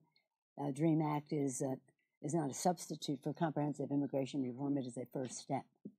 But it allows me to close as we go into Martin Luther King Day to say that immigration has been the constant reinvigoration of America. It is so exciting to see the optimism, the hope, the courage that newcomers bring to our country. Optimism and hope and courage are traits of America. And so with their determination, they make America more American. And it is pretty exciting. So we want to make sure that we address the broader issue of comprehensive immigration reform in a, again, bipartisan, transparent way, and to get a vote. I mean, the Senate did pass in a bipartisan way a few years ago, but the House wouldn't give the bill a vote. But now the president has said we're going into some immigration issue, rather than have the fight of, I've asked many times, let's just keep it on the border and DACA, and then the trust and confidence we have in doing this in a bipartisan, open way, we can go to the next step of all the other issues that may be of concern to all of us, and that some specific ones that the president brought up. They didn't want to do that. So that's a little injection of more, shall we say, consensus building and educating. Some members are very familiar with some aspects of the law and not of others, and some are more just, it's regional, it's ethnic, we all learn from each other. And this weekend we're going to have a teach-in where we're going to learn from the American people how this GOP tax scam is viewed by them, and we can participate in the teach-in with what we can do about it. So again, although some of us have seen each other since the new year, I wish all of you a happy new year. Probably be wishing you a happy new year all year. Thank you. Bye-bye. All right, guys, so Nancy Pelosi in her weekly address, wanted to catch that for you live from Capitol Hill. She covered a variety of topics there. Let us know what you think. I know some of you guys are chatting about it in our live stream chat. So thanks for coming on with us today, guys. I know it's been a lot of politics on this gray day here in DC. Check out a live look at the White House here. It's a lot warmer. That's a good thing. It's a lot warmer here in DC. If you saw Mike's earlier weather announcement, it's warming up. And warm weather is on the way, but possibly not here to stay. I think it gets much more frigid next week, but we'll be looking forward to these couple of days of warm, albeit cloudy, weather here in DC. All right, so let's talk about some of the top stories, guys, in headlines. First, starting with Walmart. We were talking about this earlier briefly. Walmart raised its salary for really millions of their employees. Let me see the information here. So they raised it to $11 an hour, with a one-time bonus of $1,000 for select employees. Those employees have to have worked with the company for 20 years. This is a big announcement. Those employees are also eligible for the expanded benefits for maternity and parental leave. And they're also creating a new benefit to assist employees with adoption expenses. So just a lot of things across the board there for Walmart. and it's actually the country's largest employer with more than 1 million hourly workers. So that's sort of one of the bigger talkers today and headlines. Also, check out this. I'm going to play you out this video. IKEA has this really interesting new ad, and I'm going to find it for you. I told you we had it. You got to check this out. So essentially, this is only available in Sweden, but check out this ad. I'm going to see if we can play it with a little bit of sound, and then we'll talk about it.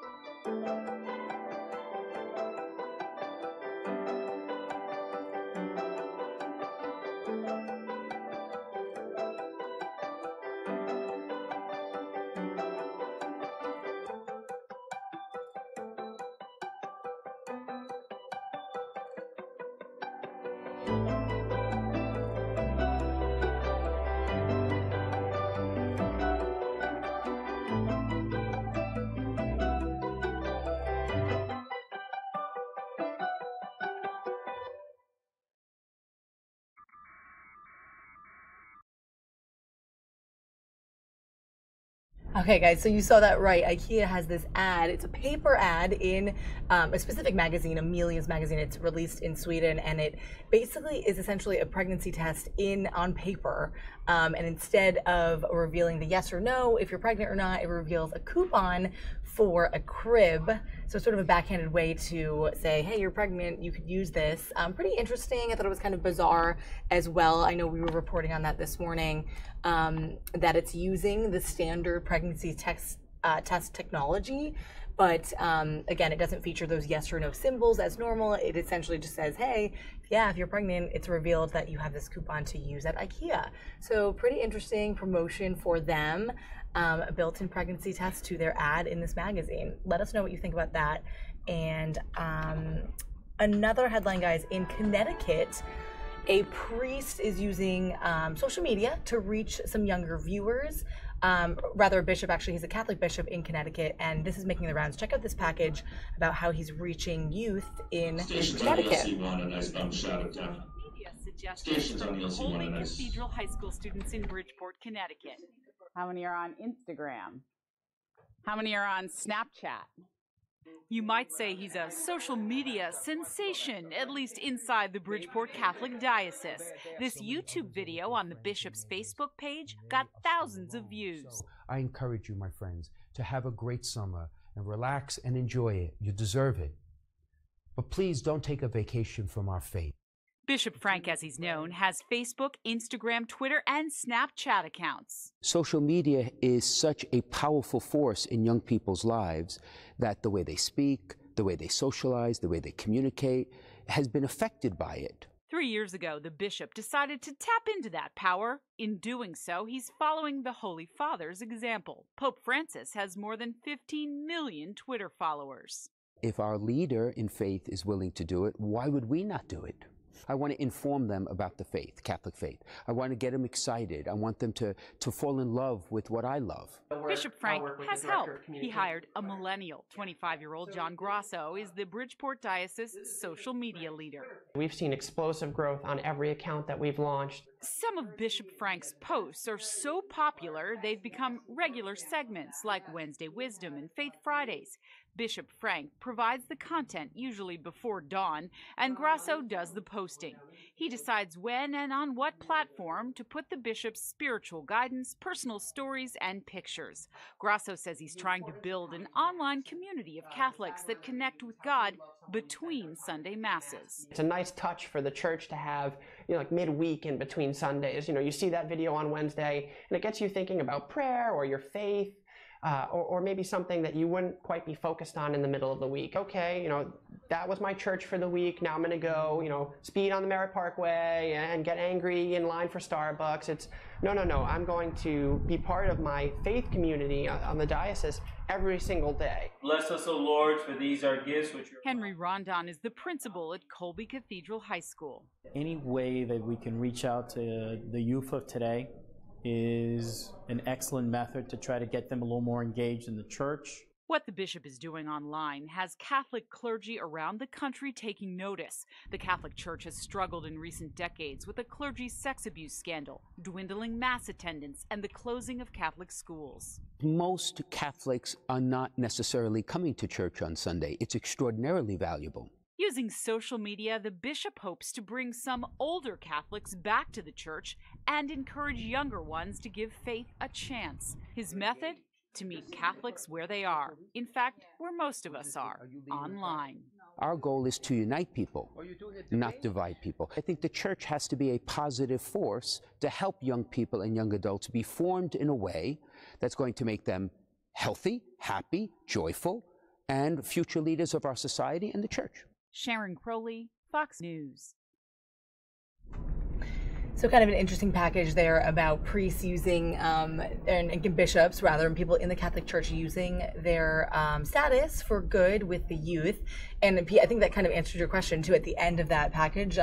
This priest attesting to that and saying, hey, we need to be able to use our roles here in society with the youth for good, because there has been so much stuff in the news and in the past, of course, related to priests and young people that isn't so much of a good thing. So interesting comment, of course, and I thought that was kind of a cool package just to kind of see what's going on up there in Connecticut in the Catholic Church, because we want to pull stories from kind of all different angles, from all different parts of the country, as I know you guys are watching from all over. And speaking of that, take a live look at Miami. There's a live look at what it looks like down there. Kind of wishing I was down there now in the water on the beach, but enjoyed this beautiful view of the city here for just a second, and we'll queue up some more stuff for you as we talk some of the major headlines and hot topics of the day. We hope that you're enjoying our stream today. Hope you're enjoying your day on this Thursday, and do let us know what you think and what you're thinking about today.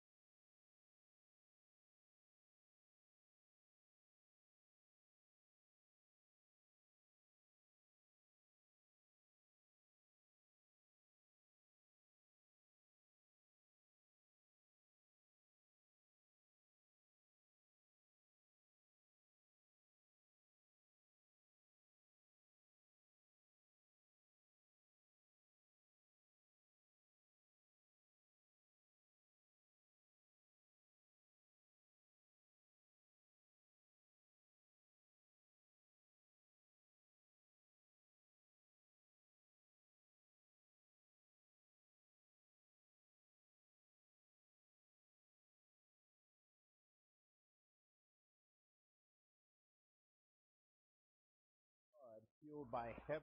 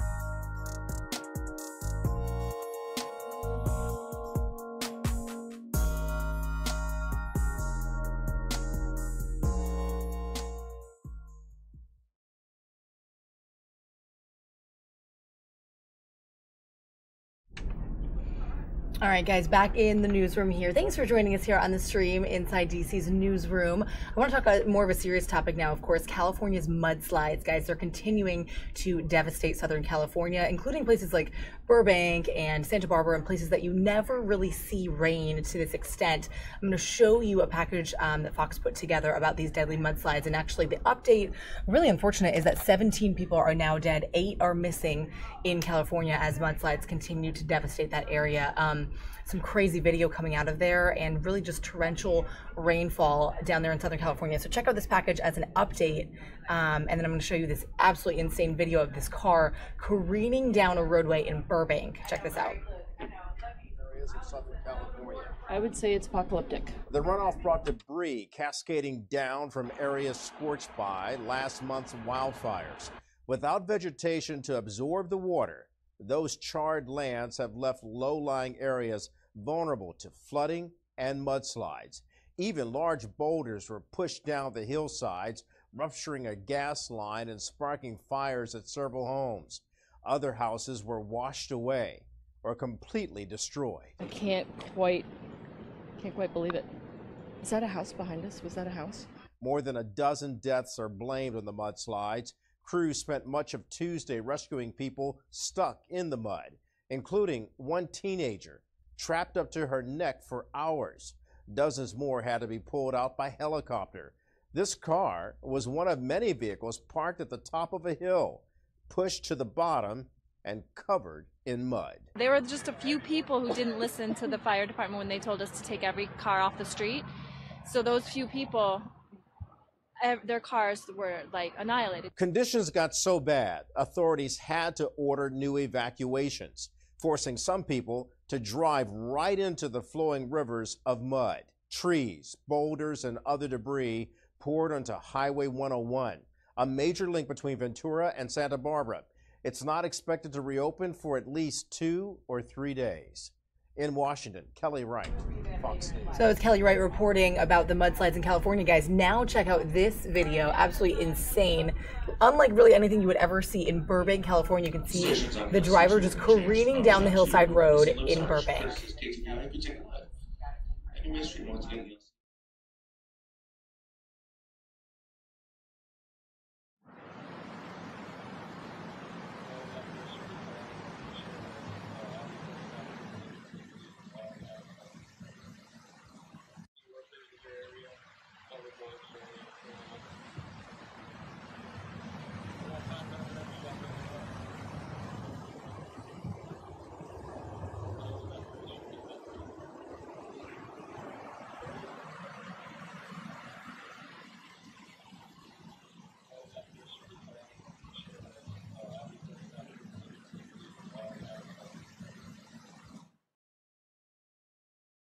So really just some crazy footage, guys, coming out of California. And hey, Kellex, thanks for joining us. Thanks for saying hey on the stream. We're trying to throw around some of the hot topics and stories of the day, including that very unfortunate that the mudslide's death toll is now up to 17 and 8 are missing in California. If we have any more information coming out of that, we'll bring that to you. For now, take a live look at what it looks like in St. Louis. Here's the arch, guys. Take a look.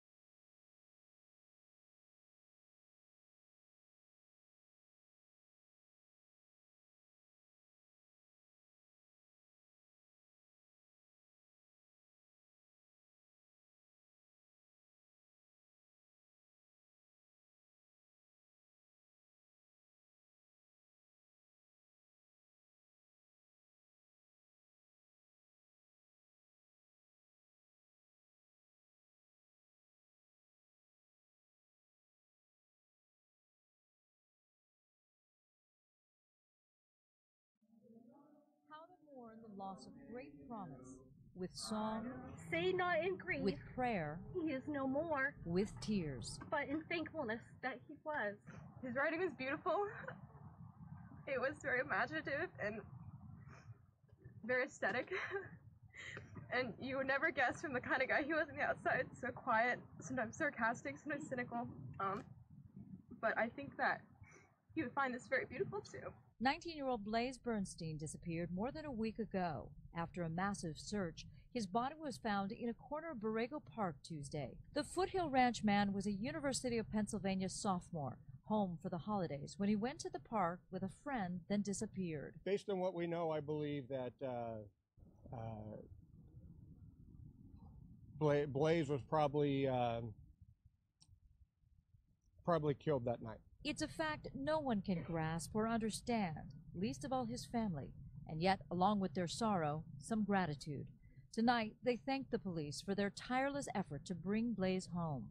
They gave up sleep, they gave up food, and we're so grateful to them tonight because we can have a memorial in Blaze. So thank you. Thank you for being here, everyone. This close-knit Orange County community rallied around the Bernsteins' search for their son. Now his father is asking them for a different kind of help. As this investigation moves from search and rescue to a homicide investigation, we ask for your continued support in providing tips and information to the Orange County Sheriff's Department. And the Orange County Register has published part of a search warrant affidavit about the investigation. In it, there are some curious details about the friend who accompanied Bernstein to this park on the night that he disappeared. However, the Orange County Sheriff's Department has not made any arrests. Reporting live in Lake Forest, Susan Hirosuna, Fox 11 News. Crazy story, guys, coming out of Orange County about that 19-year-old college student. He went to UPenn, 19-year-old again, and went missing in Orange County after going to a local park. That's what police say. Now, even some celebrities have been tweeting about this. They were posting about his disappearance on Facebook and Twitter, and there's still a lot of questions to be answered. Police say there are still a lot of details that aren't really out there yet about this student's disappearance, and obviously a sad time for a lot of those students who were close to him. They gathered there in that field to pay respects and remember him as well. So pretty sad stuff coming out of California just in general. Also in the news, guys, a flu outbreak. Mecklenburg County in North Carolina was following sort of the rise in flu cases, and officials met this morning to discuss some of the prevention methods and symptoms and treatments for the flu. Big talker, of course, in the winter months. So let's check into some of that. Just a few minutes here of officials talking about what they're doing about this flu outbreak in North Carolina. Clinicians talking to their physicians and making sure that they're getting what they need to protect themselves. If they don't get the vaccine, or if they do and they do have the flu, we know Tamiflu is a big thing people use, but there's been reports of shortages and things like that. I mean, how in the county is that having an impact, or where are we at with that? I know that's one of those big things that people usually take to fight it. We've checked with CDC, and the reality is that there's sufficient Tamiflu in the country. That doesn't mean that there won't be a pharmacy that doesn't have it on the shelf, because it's a seasonal medication. The pharmacists don't necessarily keep it year-round. So you may have a pharmacy that doesn't have it on the shelf at the time when you go to get it, but they can usually help you find a place that does have it available. So we're not really concerned at this point about a lack of Tamiflu to meet the need. And what would be your advice to folks that, because the hospital's not released too, they're restricting visitors now, 12 and under. Yes. And a lot of folks, when is it like, okay, I need to go in and see somebody for this, or I just need to drink a lot, I need to be resting? I mean, where's the line, or is there recommendations there for when you should stay home and deal with it, or you should go actually see someone? Tamiflu works better if you get it within the first 48 hours of symptoms. You need to be clear about the difference between a cold or maybe a sinus infection and the flu. The symptoms that you're looking at for the flu that you really need to worry about, people have fevers over 100. It's unusual for adults to have fevers that high for any period of time. So fever over 100, you get the aches, you might have some congestion, weakness, just really not feeling well. If you've ever had the flu, you know the difference between. Children sometimes will have nausea, vomiting, and diarrhea. That's unusual in adults. So if you're seeing that and it usually hits you like a ton of bricks. It's not a slow onset. It's usually fairly quick. So if you're questioning whether you might have the flu or not, my recommendation would be that you can contact your physician. If you have a regular physician, quite often they'll just call the Tamiflu in without you having come into their office. They don't want the flu in their office because the likelihood of passing it on to their staff or to others goes up the more people they have in with the flu.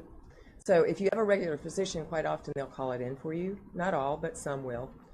Otherwise, you may go to an urgent care, a minute clinic, someplace like that to get checked.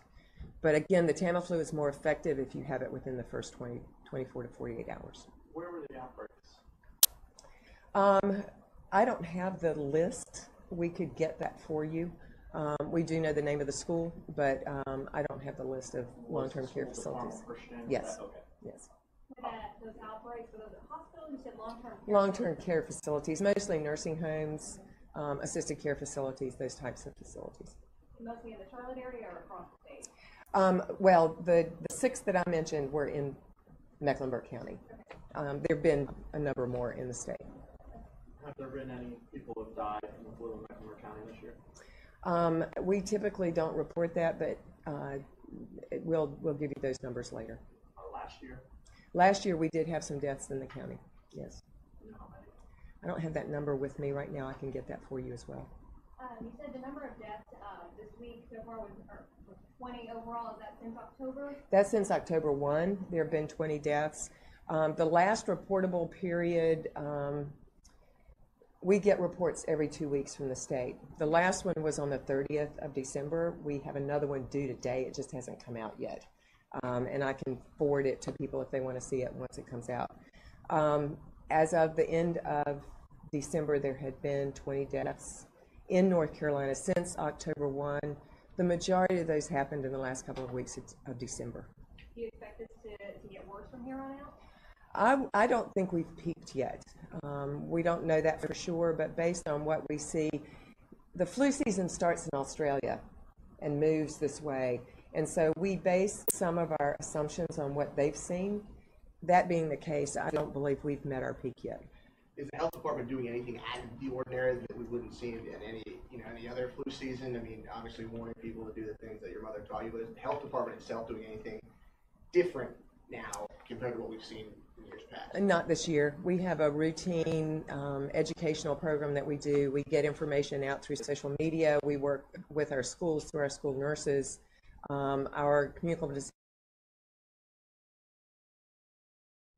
All right, guys, that's all we have of that video, unfortunately, but that was earlier this morning in Mecklenburg County. That's the county that Charlotte is in North Carolina, talking about the flu outbreak. Also, guys, in the news, I don't know if you guys heard about this, but there is going to be another Women's March on Washington. This time it's called something a little bit different. If you remember, just about a year ago, after President Trump's inauguration, women came from all over the nation to march in the first annual Women's March on Washington. This year, organizers are going to march again on the National Mall on Saturday, January 20th, 2018, of course, and they're calling it March to the Polls.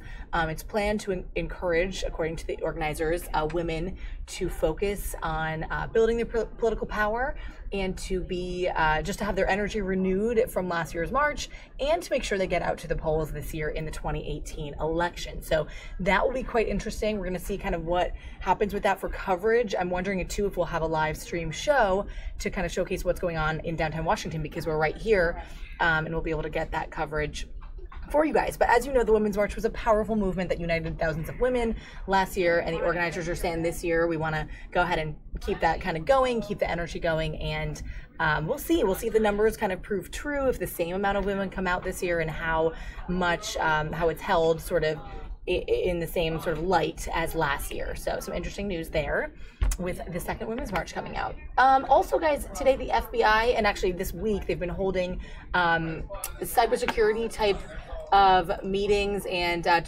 sort of press conferences to talk about cybersecurity threats. And Rob Joyce, who is the cybersecurity coordinator in the White House, had some words on that at this earlier this morning. So I'm going to play some of that out for you guys to see what was going on there.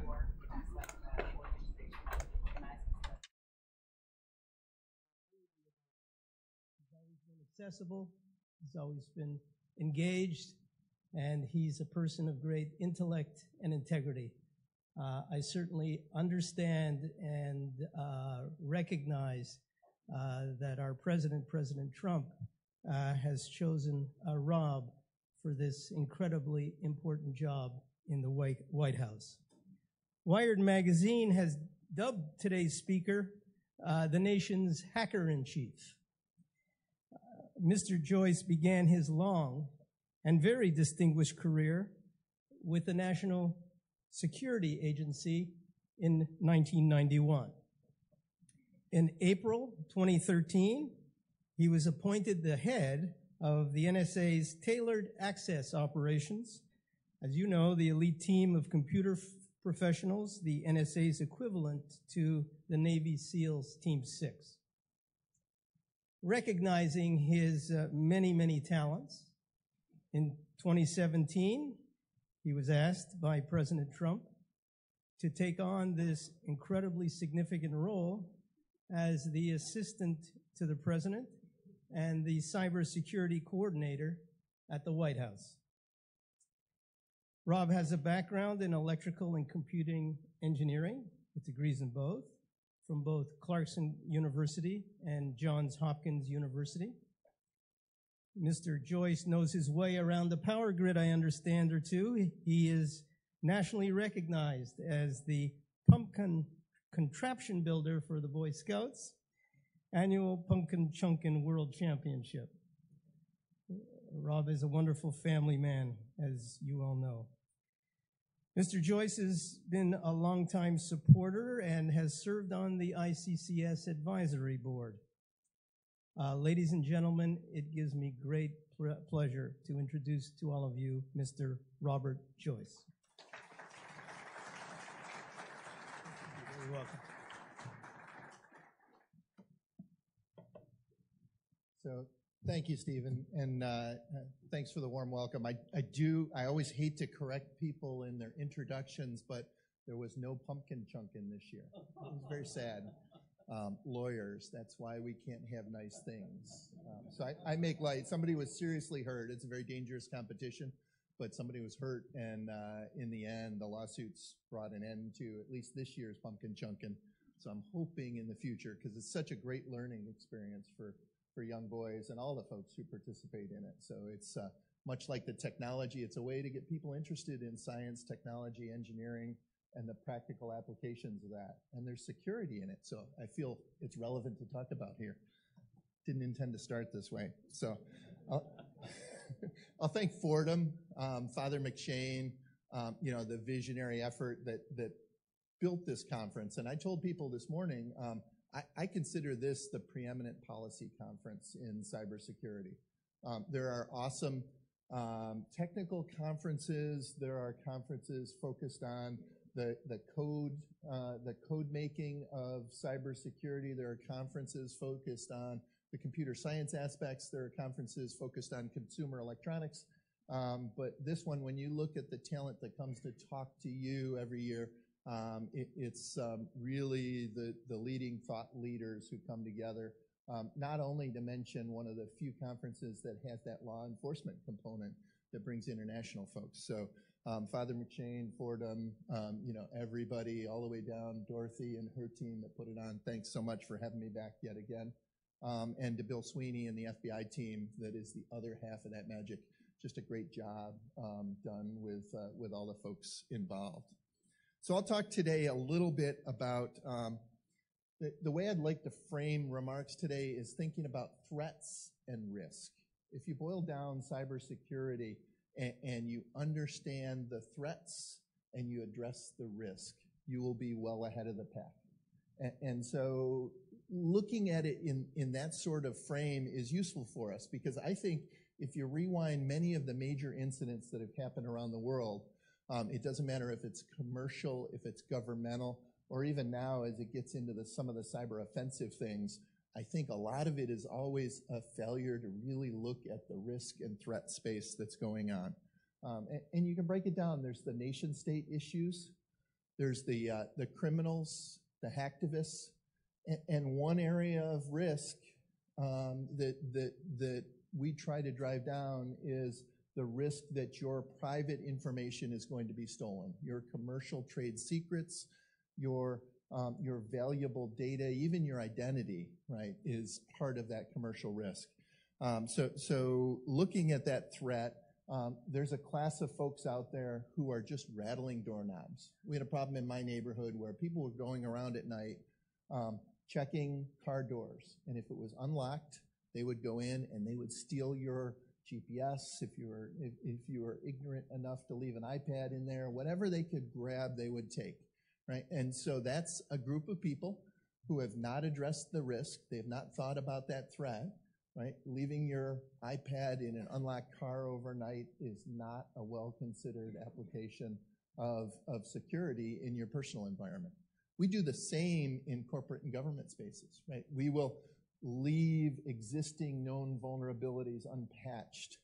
We will fail to do the basic security things. That's the equivalent of leaving your car door unlocked and having the issue of somebody's coming around and taking advantage of you.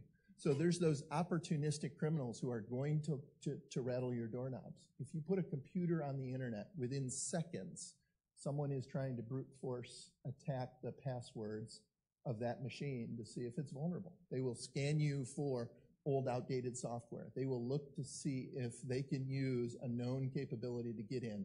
That's doorknob rattling, right? And it occurs. They don't care who you are. They want your stuff. And if they can take stuff and monetize it, they will. So that's a whole class. The next up the food chain are the people who are just coming after you because of what you are or who you have, but they know about you and want something you have, right? This could be nation states coming at the information the government has. Could be nation states coming at the corporate entities who are in the defense industrial base or others who support governments with important sensitive information.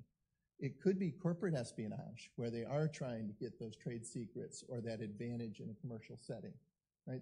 There's been a trend where as corporations got better secured, the folks who were looking to exploit them went not at that corporate network, but at the small law firms who advised them on every piece of intellectual property.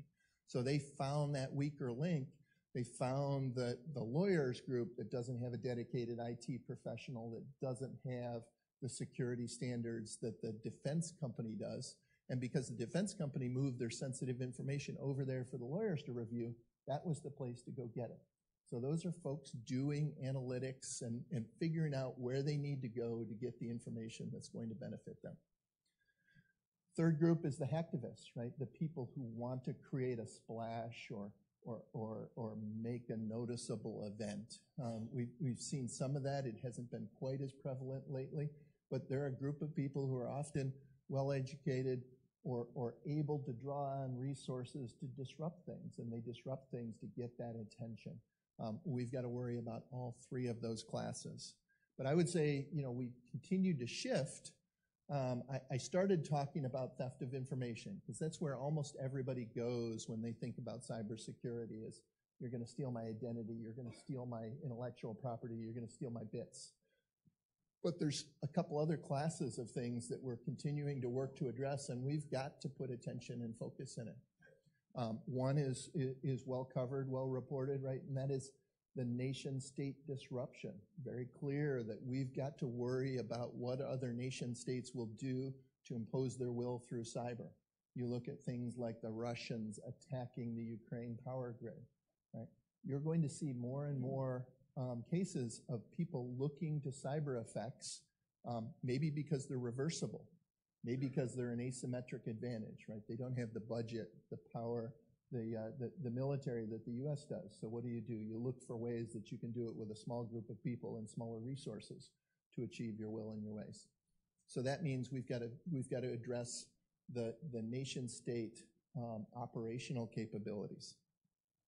But those things are coming at our infrastructure and capabilities, not trying to steal our information.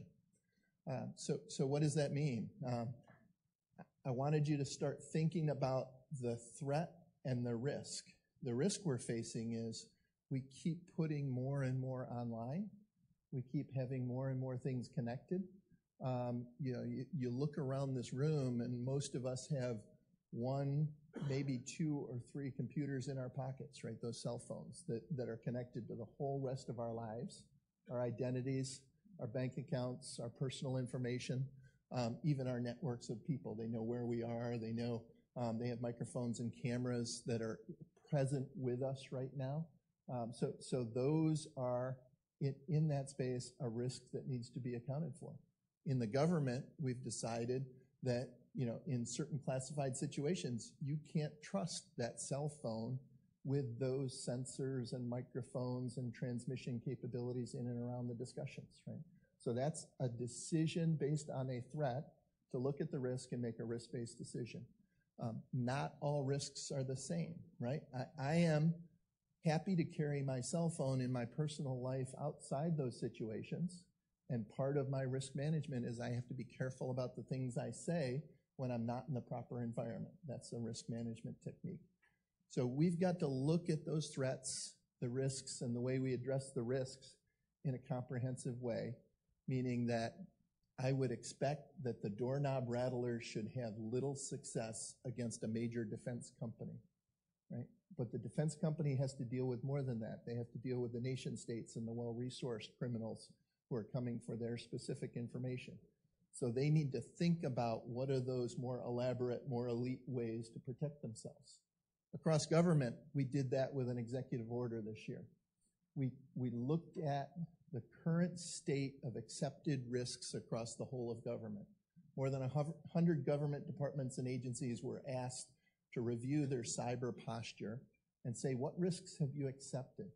What did you decide to do by either not budgeting or not replacing or not upgrading or just deciding that I can address the risk in a different way? Right? That was a telling set of reports that then informed the leaders of departments and agencies about sometimes what they had inherited, but more importantly, what risks and threats that they owned. And that's really important. So if I could get, the corporate entities who are attending today to take away one thing, it's your highest levels of leadership need to pay attention to cybersecurity. They need to own those risks, and they need to understand what risks are being taken in their name. So that means that when they come to a C-suite discussion about resourcing the team or deciding whether they need to upgrade those machines or whether they're willing to tolerate a specific business risk, that they ultimately own that decision. And that's what we did in the government, saying department and agency heads, you own that risk decision. You own the IT. It's not some geek down in the IT department who's going to be implementing. It is yours as the department head, right? It is yours. And you also need to build the accountability culture of the people who are working it for you, have to own those risks and understand the threat.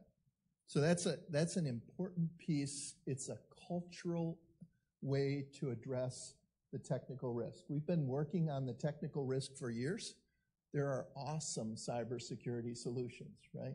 How long have we known about two-factor authentication, right?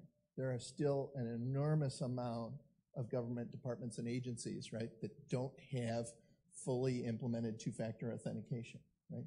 It's not because we didn't understand the threat. It's because we failed to resource, address, and take care of the risk. And so we're on the path to drive those down and buy them. A great example of that this year is the decision from the federal government to say Kaspersky was an unacceptable risk for those federal networks, right? A lot of discussion about what is the evidence, what is the threat.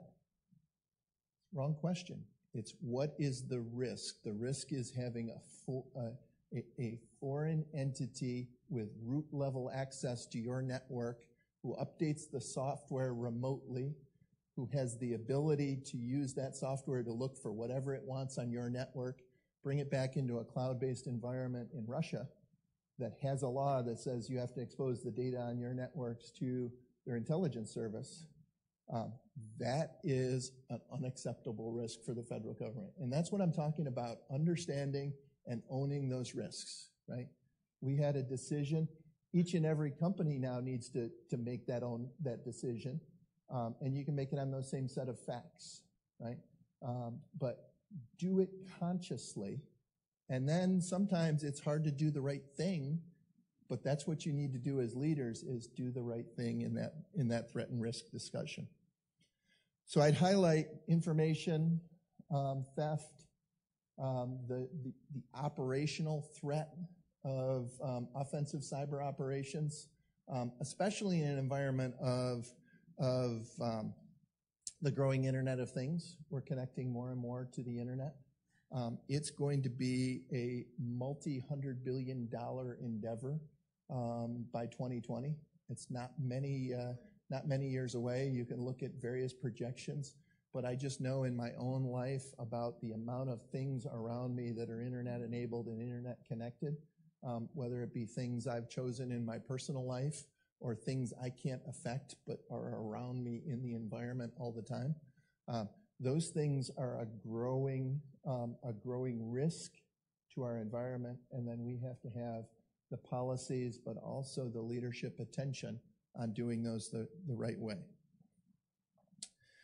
I'd highlight a third area, which is that blended information operations risk. So it's no surprise to anybody to think about the way information has been weaponized over the past year or two.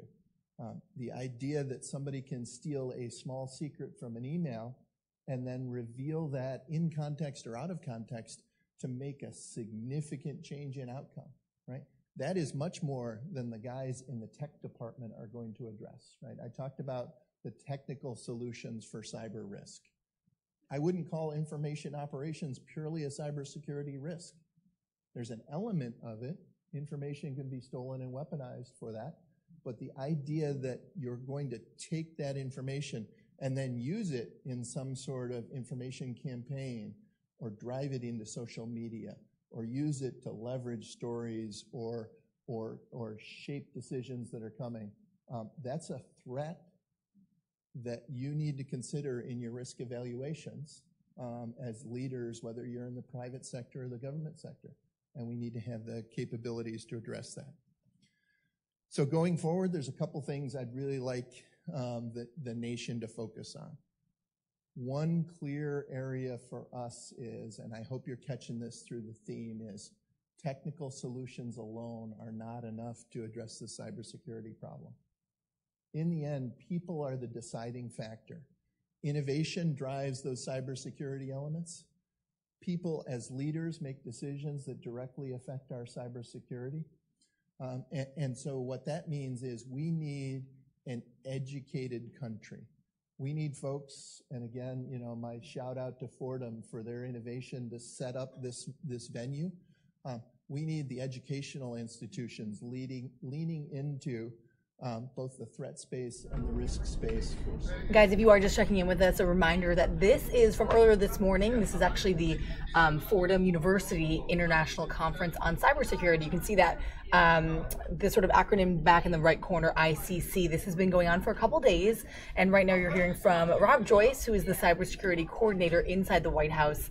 And he's talking about threats and precautions that people can take in cybersecurity, which comes at an interesting time, of course, with CES. I think he mentioned that earlier, too. With all the tech stuff that's coming out and all the boom in tech and all the modern capability, it's important to be up to date also with cybersecurity information and protections for these small businesses in small and medium-sized businesses, which they're urging to kind of update their protocols to minimize their cyber risk. So some pretty interesting stuff coming out of that. Again, that's the ICC at Fordham University. We'll touch base with this a little longer, and then we'll come back in the newsroom and show a couple more videos and chat with you guys. But thank you for joining us on the stream today, guys. I know it's been a jumble of stories and sort of hot topics, and then some live events on the House floor and in Capitol Hill as well. Nothing really pressing coming in on our live feeds. We have a couple just live shots of what it looks like around the country. But let's check back in with Rob Joyce from earlier this morning as the FBI hosts him at this cybersecurity conference. Your information addressing the risks, or whether it's the component like an information operation piece that may have a cybersecurity element but has a much more broad and diverse set of threats associated with it. So research students starting from kindergarten, right? We put kids online way before their schools teach them about cybersecurity principles in formal education. So we need to start early in education. We also need to start early in education inspiring people into these aspects. We need females and minorities in the same percentages that we have white males in the cybersecurity community. If we just had equal numbers across the board, the problem's solved today, right? We're not going to see that for years, but we've got to head in that direction. We also have a huge problem in that the long-term health of this nation and the industries that support it are supported by research. And if you look at the grad students in the U.S., unfortunately, it's really lucrative to get your bachelor's and then punch straight out of the bachelor's into the commercial world where you can make an impressive living working fun things. What that means is we have less people going in for graduate degrees, especially less U.S. citizens going in for graduate degrees in computer science and engineering. We have a huge influx of foreign students. And for the government in the national security space, that's a problem. We need innovative research with cleared people in that arena.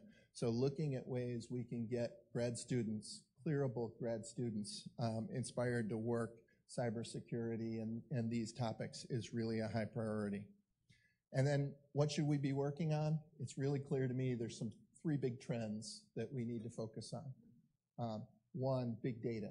The big data analytics, that is actually a solution to cybersecurity problems because as you get big data analytics working on what is normal, what is not normal, what are the outcomes of your data, that's a huge, powerful tool, and there's a lot of innovation going on in industry and academia about big data analytics as a cybersecurity solution.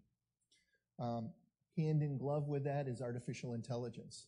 The idea that we're going to be able to make decisions at cyber speed on cyber networks is vital because as artificial intelligence booms, what we're going to find is not only will the defenses need it, but offenses will be using it, right? So if we're responsible for defending a network and the solution is a human notices, writes a memo, sends it over, and the government responds in government speed, we've lost.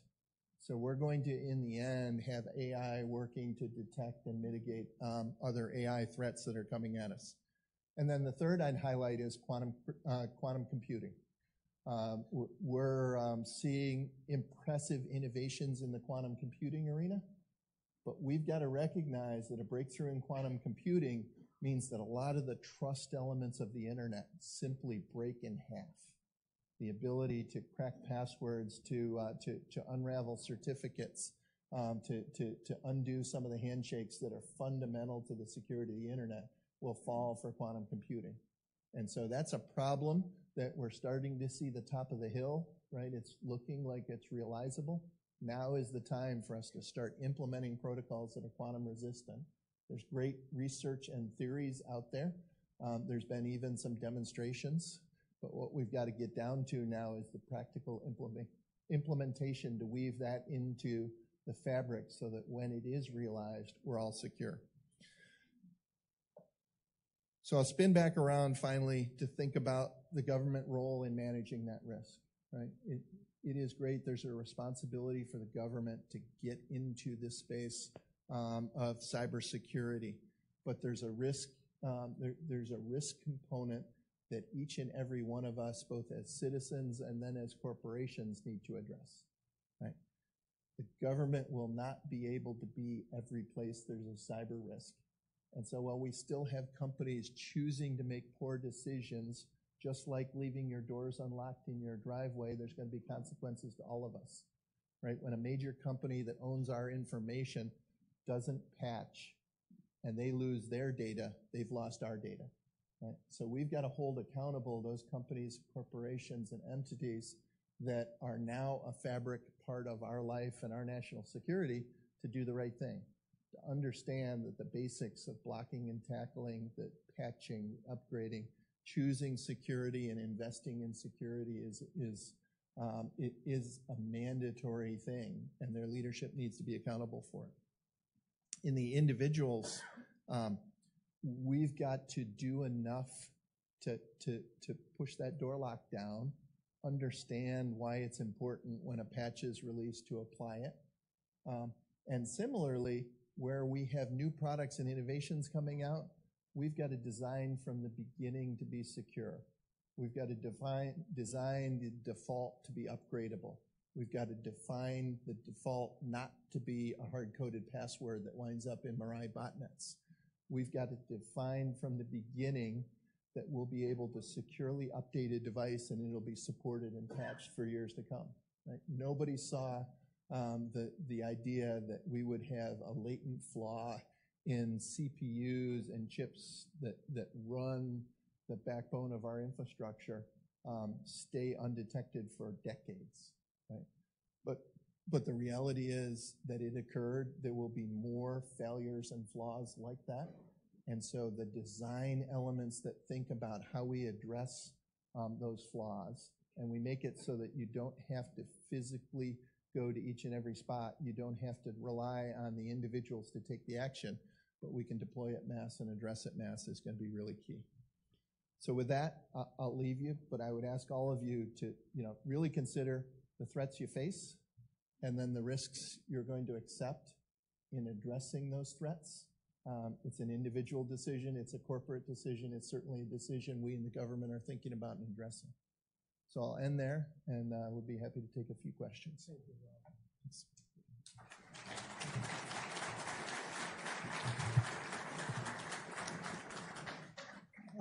Thank you, Mr. Joyce. That was a well-crafted and very thoughtful presentation. And what we are left with, and we didn't lose, was the 300,000 openings available in the job market for our potential students as well as students from around the country and around the world.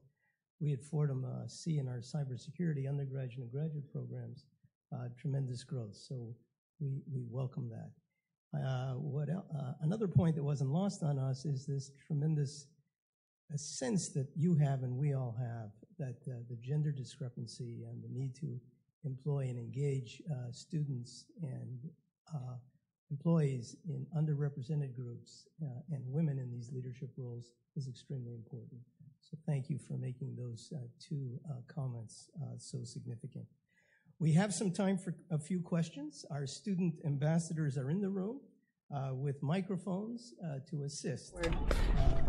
All right, let's come back into the newsroom, guys, and talk a little entertainment. We're going to switch it up. I know we've been talking politics, cybersecurity, serious topics. We got to talk a little entertainment, and Rice is here from social media to join us, and she knows a lot about this new topic. I want to show you this little promo video for a new show on Fox. Anybody heard about it? It's called The Four. It's music oriented, right? So if any of you guys were old fans of The Voice or American Idol way back in our oh my gosh, American Idol, I know I was. Well, me too. And Rice, so you've been kind of researching this and writing. You wrote something about it. Yeah. So we pushed out a quick little article right now that gives you a rundown and a synopsis of what happened last week, which was the premiere. Okay. What the show is about, who the panelists are, the contestants, in addition to the hosts, and they are all bomb.com. But real quick, we're going to show a quick little video that sums up what happened last week. So it's not too late to catch up because literally last week was episode 1. Tonight, episode 2 premieres at 8 p.m. Eastern. So that'll be good to go. On Fox. On Fox. As we know. As we know. Let us know. Do you guys love these sort of music contestant singer shows, or are you over them? I mean, everybody kind of has a different sway on that. How about you? I mean, like, I will tell you, I'm an original fan of American Idol from the beginning. The OG. I really am. I promise. Because the height of that was in the height of sort of that sort of age frame for me, right? Yeah. Like that era of time in high school and girls getting together and watching it. So I liked it. You liked it. Yeah. This new one sounds interesting to me. I mean, I'm definitely open-minded to it. I haven't been watching it, like, to be honest, but me neither, guys. I know, but it's interesting because we were talking about it. It's getting a lot of hype because the judges on this show are bigger names. DJ Khaled, P. Diddy is one of the judges. Meghan Trainor, singers, of course, all like we've seen in the past with The Voice. It was Maroon 5. Adam Lillard. Yes, there we go. Jennifer Lopez was on there for a little bit. Yes, Jennifer Lopez was too. So some bigger names. So let's check out this promo and let us know what you guys think.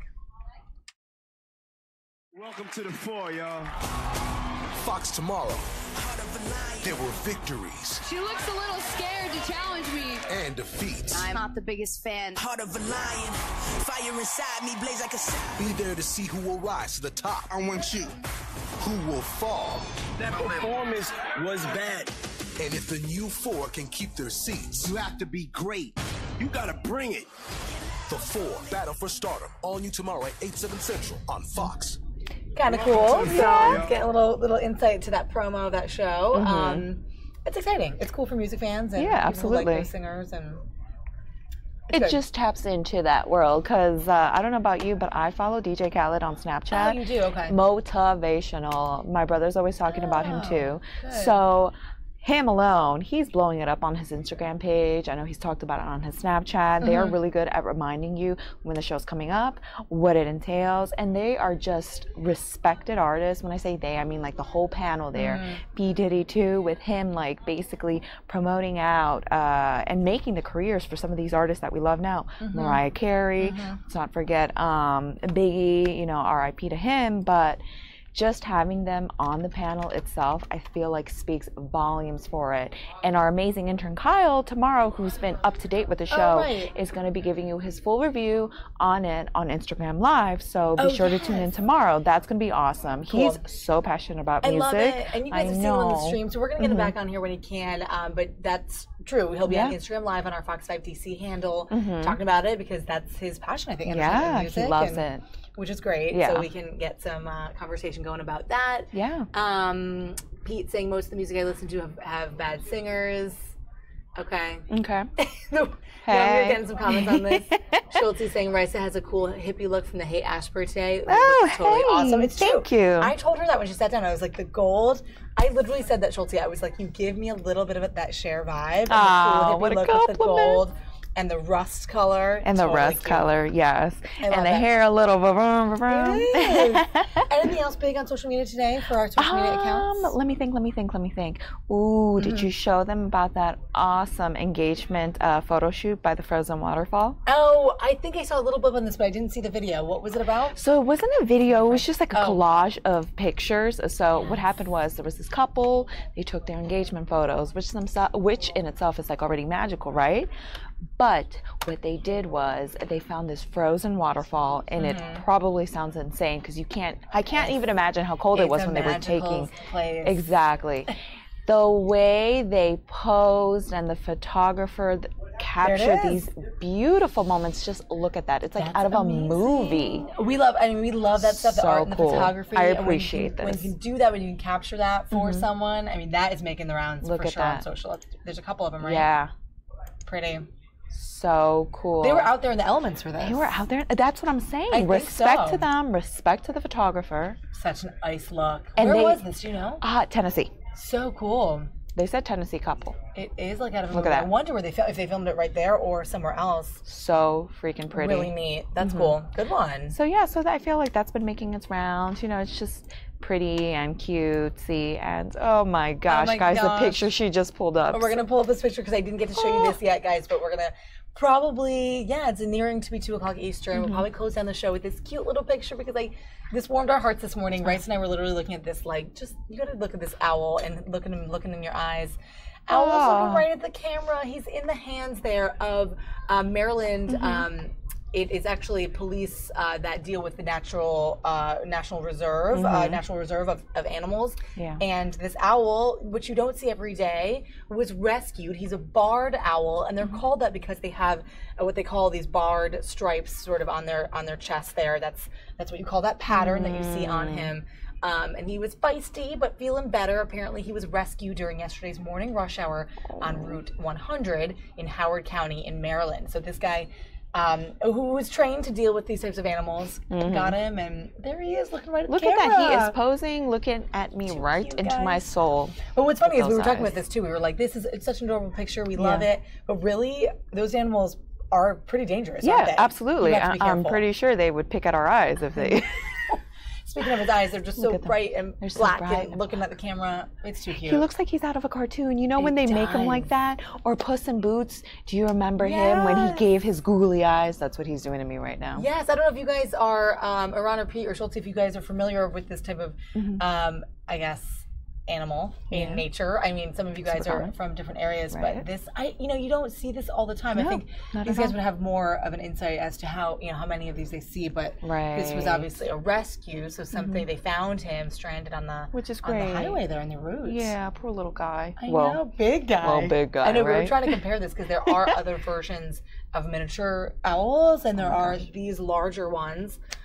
But yep, this is a barred owl found in Maryland. We had a fun little Google Fest looking for owls because we were like, what is the name of the little guys? If you guys are owl advocates, please let us know because we don't know what the name of the little ones are. Right. We were trying to look it up. Yeah, I would love to handle an owl, but yes, it's dangerous. And they say the same with pandas. They look cute and cuddly, but they can be aggressive. This guy, this official here, though, does look quite relaxed. He looks like he's in that authoritative place, that he knows what he's doing. So he's probably good with animals, and they know too. They can sense that. So that's awesome. Yeah, so it's kind of a feel-good story. A local owl, which is kind of cool. A local owl. You don't see them every day. No. Too cute. So I love that photo, and happy to be able to bring that to you. We'll close out, guys, with a live look, actually, down in Texas right now. There's a feed coming in. If you remember, quite a sad story, the Texas church shooting in Sutherland Springs. I remember we had that. We brought you sort of the footage of that as we had it live, and then the array of crosses that was put up. It was such a moving, very, very sad, tragic story coming out of Texas. Just another one of the instances of gun violence from this past year. Right now, though, in good news related to that story, a survivor, one of the boys who survived that shooting, is being released from the hospital. Right now, we have some aerial views of that sort of whole thing going on. There's an ambulance and a couple of cars. Right now, it's sort of a wide angle view. But hopefully they zoom back in. There we go. There's the hospital scene. Live in Sutherland Springs, San Antonio region of Texas, as this boy is being released from the hospital. So obviously quite a long time after this shooting. Finally, this is the release of this one boy. So happy news there. Good. Yeah. So we're good. We're glad about that. Thank you, all of you guys who stayed on the stream. I know it's kind of a jumble of stuff today, mix of events, but you never know what you're going to get in news.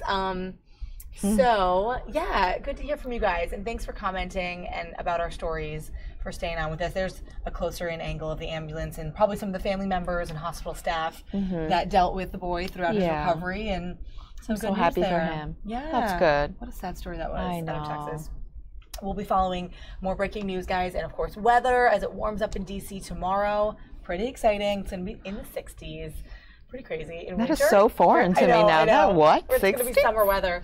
I'm already planning my patio, luxurious dining tomorrow. Oh, that's great. I'm over here talking about, let me eat pizza and walk around the monuments. Burn off some calories, guys. Please do. Oh. Just listening in to what we got here. They're playing out some playback of President Trump. If we get that in, we'll show that to you. But for now, some scenes here, some happy scenes here from the hospital in the San Antonio area of Texas as this Texas boy is being released from the hospital. It's so awesome. Yeah. Welcome home, Fran. I know. Welcome home.